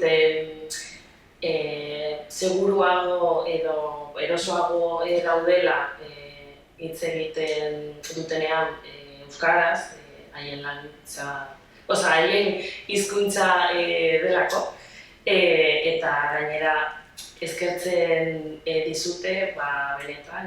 Hori, animatu eta lasterate, elkar ikusiko dugu hemendik ospitalean. Musu bat! Eta aurrera begira zer?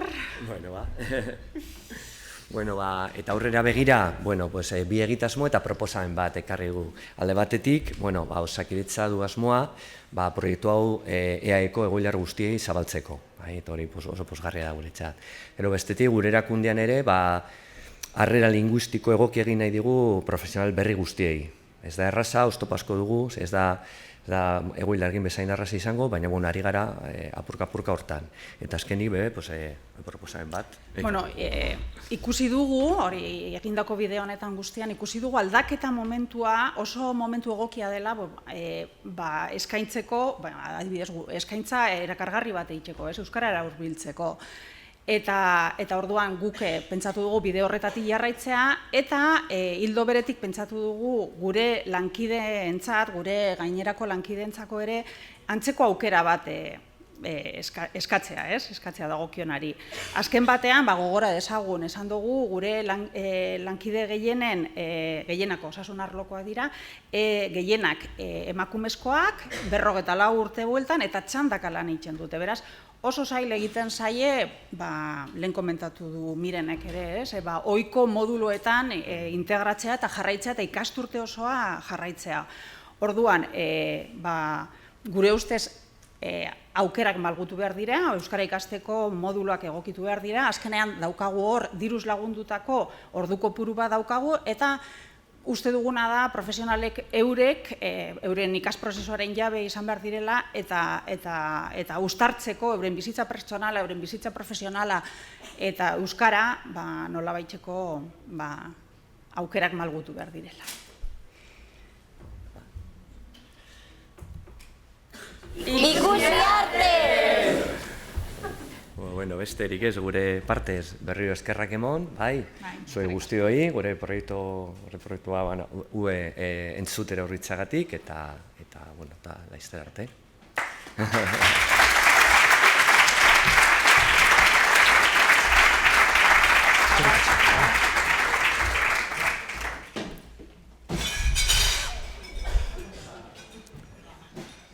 Dana ondo. Ez da zer gertatu. Azkeneko praktikarekin jarraituko dugu. Eskerrik asko bioi. Eta bidean asaltu diren guztioi. Ni lehenengo aldian ikusi nuen bidea ulertu nion Bilbokoa zela. Baina Bigokoa da. Bilbokoa izango balitzere antzera, baina Bilbon errealitatea ere gordina da, baina Bigokoa da. Horrek ere meritu gehiago dauka. Igor, zuretzan da?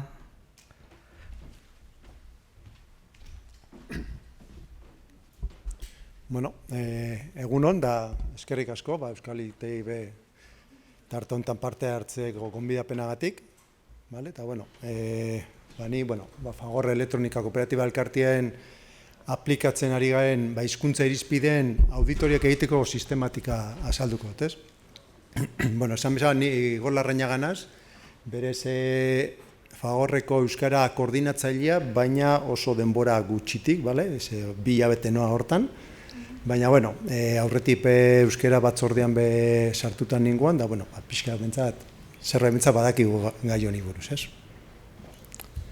Eta azteko, informazio pixkat, Fagor Elektronikari buruz, ez? Hau da, Mondragon korporazio barruan dagoen kooperatiba industrial bat, eta, bere jarduera nagusia, izenak izaten duen antzera, osagai elektronikuen ekoizpenien dauko, ez? Eta esan genezake, espezialistak garela, konponbide elektronikotan eta digitalizazioan. Fabrikatzen ditugun komponentien ze sektoretara bideratzen dien, gehien bat automozioa, etxetresnak, multimedia eta garraio zerbitzuetara, ez? Eta, egoitza moduen, esan, egoitza nagusia arrasaten daukagula, Gipuzkoako Debagoiena eskualdean, eta, Euskal Herri barruan, 2024tik aurrera Astigarran beste egoitza edo planta bat daukagu.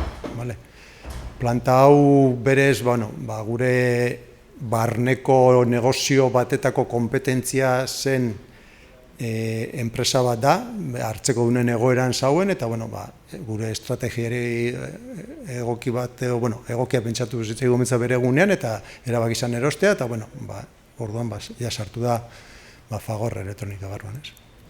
Eta hortik kanpo, Euskal Herritik kanpo dauzkugu beste hainbat produzio planta, bat Santanderren, eta gero Tailandia eta Mexikon bebai, eta produzio plantatik aparte, dauzkugu beste filial komertzial batzuk, Ego Amerikan eta Estatu Batuetan dolan banatuta. Hemendik aurrera printzipioz, arrasateko lanketari buruz egingo dugu berra, Astigarraga bukaran azalduko du zerbait. Langile kopurua, 250 langile inguru, beti fabrikazio volumena eta horren aldatzen doia, 250-tik, 140 emakumezko eta 115 gizonezko, ez? Eta guzti horietatik, euskararen ezagutza maila, 82 izan gike elebidune dena, eta 82 hortatik 154 emakumezkoak. Baina pixkat euskara planan inguruan sartute, esan gike euskara normalizatzeko planarekin hasigitzela 1989an, ez? Hori Arrasaten, esan dugu moden, datu danak Arrasateri buruz izango dira.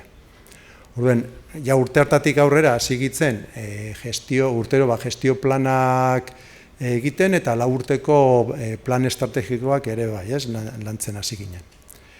Eta lanketa guzti horrekin, urte guzti hauetan, euskararen ezagutzak eta erabila gora egin daue erakunde barnien, ez?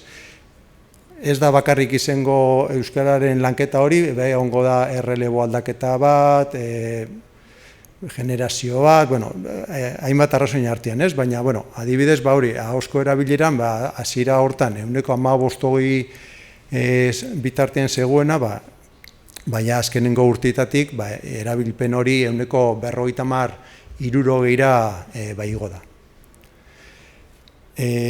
Baita esan behar da, bikaineko ziurtagiria lehengoko aldiz 2016an lortu gela urrezko ziurtagiria eta iazko urte bukaeran berriro ere berretxi egin genuela, orduan hor hainbat lanketa eginda bikain hori lortzeko lan pixkat badago atzetik, ez? Eta aurten lehen esan du moduan, plan estrategikoa urrengo 4 urtetarako, 2025-2028erako prestatuta daukagu, eta bertan esarri dugun gure misioa, hau da, ondoren jartzen da. Fagor Elektronikan hizkuntzen kudeaketa egitea, euskarari leku propioa emanez eta pertsonak inplikatuz.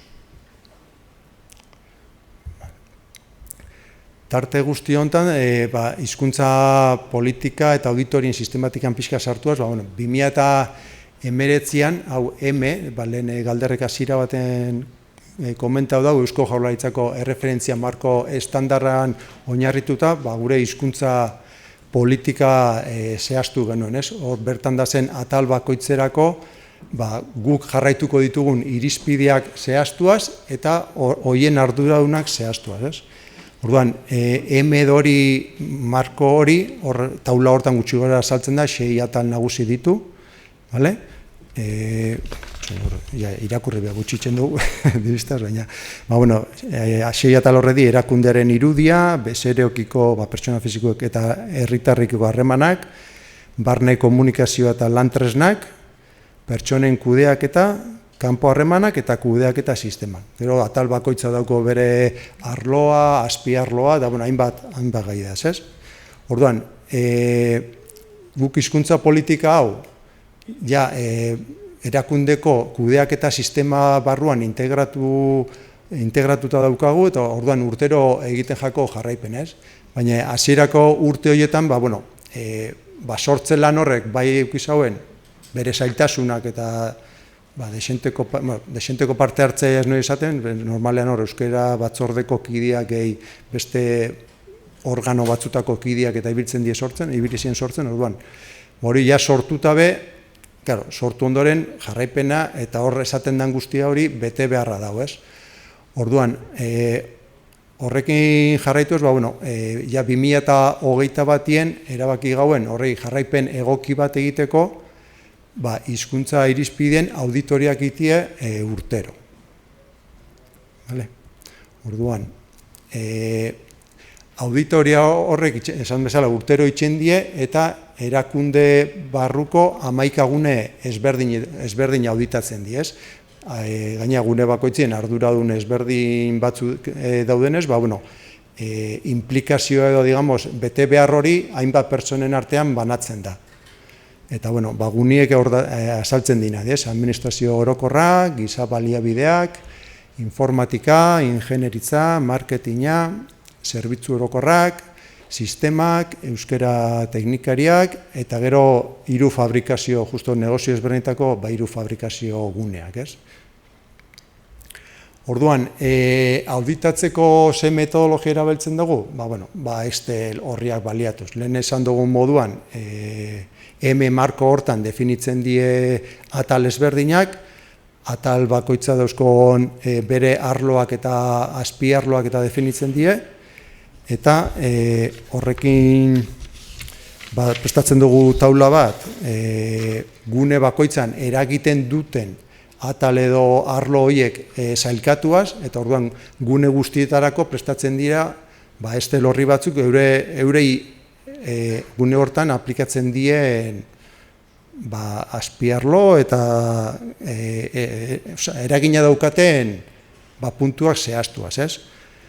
Orduan, hor bertan, justo adibide, pantailan dauen adibidea da, giza baliabideetako ataltxo bat, ez da dana, bastante lusioa da, tokatzen zaien hori, baina adibide moduan jarri dutena da, eta berez, orduan, ja zehaztuta daz, hor urdinez ikusten diren zutabe guzti horiek zehaztuta daz, ze azpiarlo dan, arduraduna zein dan, ze jarduera neurtu behar dan, zein dan hizkuntza irizpidea Fagorrek daukana jarduera horretarako, eta nola adierazten dan lagina, edo nola adierazi behar dan sortutako lan hori, ez? Eta gero ja dau beste azkenengo 3 zutabeak, auditorian bertan, bete beharrekoak, ez? Azkenengoa justo dala ekintza zuzentzailea hori pixkat, ja ez da auditorian bertan betetzen, ondoren ja ikusita zer emaitza edo zer eman dauen, aztertzen die emaitzak, eta horrena bera ikusten da danen artien, ea ekintza zuzentzaile bat edo sartu daiteken edo zinean sartu, ez?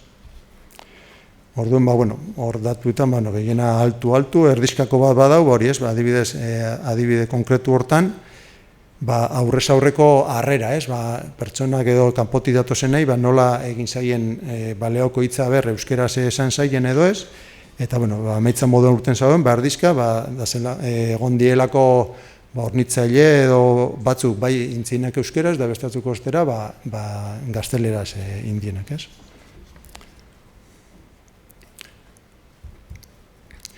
Eta zer erakutsi duzku honen, sistematika honek, gutxora lehen esan duten, gauza da zehaztia politika, baina gero hori betetzen dela arduratu behar da norbait, hori betetzen dela orduen.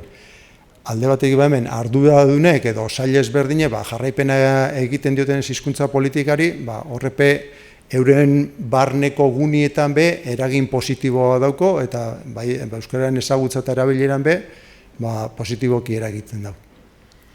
Gero bertatik auditoriako emaitzetatik ekintza zuzentzaileak identifikatzen die, eta indartzeko puntua egongo balitzeke gestio planean eztabaidatu eta txertatzeko ahalegina egiten da, ez? Gauza batzutan igual ezin da, esan dut limitazio asko egon lehizke, eta igual ezin da plantea, baina aldan guztia bentsat egiten dugu. Eta gero sisteman integrauta dauenez, berez bete behar bada auditoria hori egin, eta gero gestio plana prestatzea bete behar bada, eta hori erakundeko organuek jarraipena egiten du, organuek die, kontseilu errektoria eta kontseilu soziala. Hori orokortasun baten, eta orain ja pixkat detailean sartuta gehiago egindako auditorien emaitzak, pixkat azaltzeagatik, positiboak egizia zen ez dut jarri bapez, baina azkenian aurrezko bikain hori lortu izan badugu, seinalia da gauzak ondo ingiela, eta atal askotan ondo gabitzen seinale, posteko da zentzortan. Baina, beti da sobetu beharrekuek, orduan, alde batetik, nahiko orokorra dana, euskerazko aplikazio informatikoen erabilera areagotu biherra dau, nahiz da pertsona igual euskalduna izan da, igual ikasketak bere egunean gazteleaz egin zitzuelako, edo orduan softwareak eta zelako euskeratuta, jentia ohitu egin da gazteleazko bertsioak erabiltzen, da bildurra dauko aldatziena. Eta orduan, ez da aldatzen. Gero hortaz aparte badaz Windows da beste bertsio aldaketakin, da beti arazoren batzuk euskerazkoa jartzeko, baina hor badauko gobetu biharra. Gero hainbat errotulazio eta ikusentzunezkoen arloan be, euskarazko presentzia hobetu beharra be ikusten da. Gero, arreta zerbitzua, ezin dugu ordu guztietan euskaraz emon, daukogu pertsona bat harreran, bere ordutegi konkretua dauko, orduan, ordutegi hortatik kanpora, kanpoko segurtasun enpresa bat kontratatzen dugu, eta horrez daukogu bermatuta euskara zerbitzu hori. Orduan, pixka bagabiz lanketan bat iten, zozer hobetu dezakegun, baina, eta gero, ezagutza be, 182 izanik, erabilera 150-marrekoa da, orduan, ikusten da, badauela nun hobetu, bai ahoskuen, zein idatzizko arloan, Eta gero, bertako langileek eitzen dituzten kanpoko formazioape, askotan euskeraz izateko zailtasunak eukitzen ditugu. Edo formakuntza oso teknikua dalako, edo joan behar garen talde bate, talde mistoa, digamos, denak ez dielako euskaldunak, pixkat, grupo de xente inezkeo bai saiatzen gara egiten euskerazko talde bat eta gaztelerazko bat, baina askotan, ez da, ezin da lortu, Eta gero be, arnazgune mantentzea, Bere egunean be, arnazgune nivel hortan pixkat jeitxin dugu, lehen bere eguna sortu ziren batzuk, sartu da norbait ez da euskalduna, eta, arnazgune hori apurtu inda, Oin saiatzen gabitz, arnazgune talde haundiak izen bari pixkat txikitu talde horiek, gutxinez, arnazgune, azkenien pertsonako purua berez, behar bada berdina izaleike, arnazgunetan dauna, baina arnazgune elkarbanatuz gero, separatu euren artean, beti da arrasagoa mantentzeko, Eta hemendik aurrerako erronkak, lehen esan dut arduraduneak inplikatzen dienez, da hori pixkat erakunde mailera zabaldu itindala, eta horrek eragin hona dauko, baina badauko bere kontrako puntua, dela arduran guztien implikazio ez da berdina izaten, orduan, gube diferentzia handiak ikuste ditugu, gune batetik bestera, Orduan hor badaukogu lan bat. Horbe, generazio aldaketa bat badago horietako zuzendari baten, da horrepe laguntzen dauen, baina, ikusiko. Eta, gero, hizkuntza politika, meretzixan sortu gauen hori, ikusten dugu ja eguneratu biherra, egoera berrietara egokitzeko. Adibidez, hizkuntza teknologiek eskaintzen dituzten aukerak txertatu, eta, gero, bertan beha saltzen ziren erakundeko egoitza ezberdinak, hori behaldatu indogu goin, azkenengo urtietan, orduan, hor badaukogu lan bat. Eta, nik uste gizarte honetan daukogun arazo larrienetako dagoen bertan, talentu erakurtzeko dagoen zailtasuna kontuten hartute, euskara gaur egun daukon tokia hori nola mantendu, zer egin dezakegun hori mantentzeko, hor nahiko erronka handia daukogu. Eta, azkenik, Astigarrako egoitza, hau 2024an bere ganatu gauen, 2025 izan da gure barneko negozio hori eta bertako negozio horrek elkar informazio dana eta negozio bera trukatu eta euren artean pina bat egiteko urtia. Eta egisa esan, nahiz dau Donostialdea egon, neupe espero nauen euskara maila hobea eukiko zabila, baina neko erdaldun gune bada, bai esan ni bertan nazegon, baina esan duztie badauela jente gaztie euskaraz badakina, eta hortik tirakata hori, urrengo urte bukaeran espero dugu, bentsat, baina pixkat pausu berri batzuk eman, eta han be, hizkuntza politika esarri, eta, arrasaten hartu dudan bideo hortan be, Astigarran be, jarraitzia. Eta, beste erik gabe. Mila esker.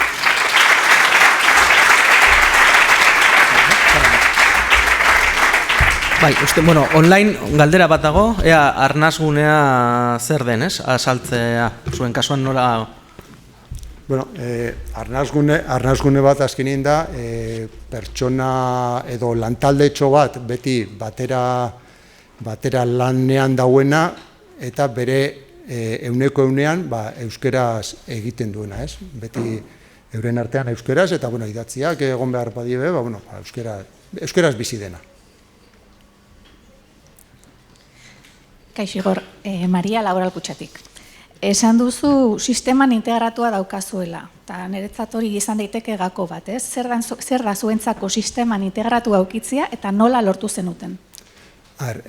Sisteman integratuta eukitzi da, kudeaketa sistema hori, pentsatu, gestio plana, baina negoziokoak eta guzti hori, urtero bete behar duzu basure informe bat, eta hori bai kontseilu errektoreak, kontseilu sozialak, eta ondoren batzar orokorrak onartu beharra dauko. Batzar orokorra onartzen dauinak, lantegiko erakundeko bazkideak eurek die. Orduan, hor zerbait gaizki badago, edo ez badago jendea ados, hori atzera bota dezakete. Orduan, guk indoguna da hori, hizkuntza politika hori txertatu beste sistema hortan, ze sistema horren arabera, euskera plana eta plan estrategikoa bera ere, azken finean, batzar orokorreraino heltzen da. Lehenengo kontseilu sozialetik pasatuta, ondoren kontseilu errektoretik, eta azken finean batzar orokorretik. Eta hori onartu beharra dago. Orduan, onarpen horrekin, horre da zen urteroko akzioak edo plan estrategikoan da zen akzio horiek betetzeko akzio batzuk planteatu behar die. Beste, negozioko kudeaketa bat balitzeken moduan. Ados?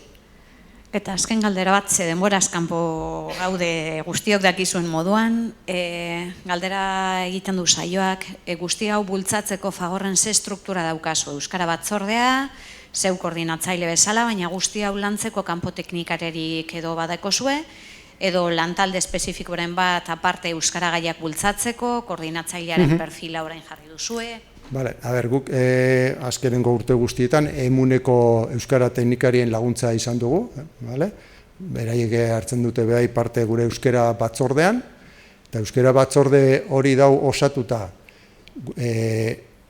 Kontseilu Errektoreko lehendakariaz, Kontseilu Errektoreko beste kide bat, Kontseilu Sozialeko beste kide bat, Zuzendaritza Batzordeko kide bat, eta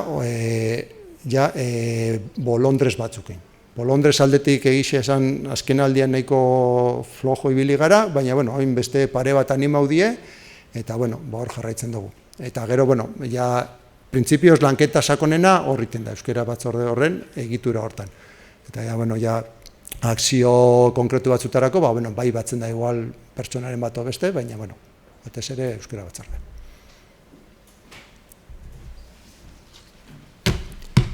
Mila esker danoi.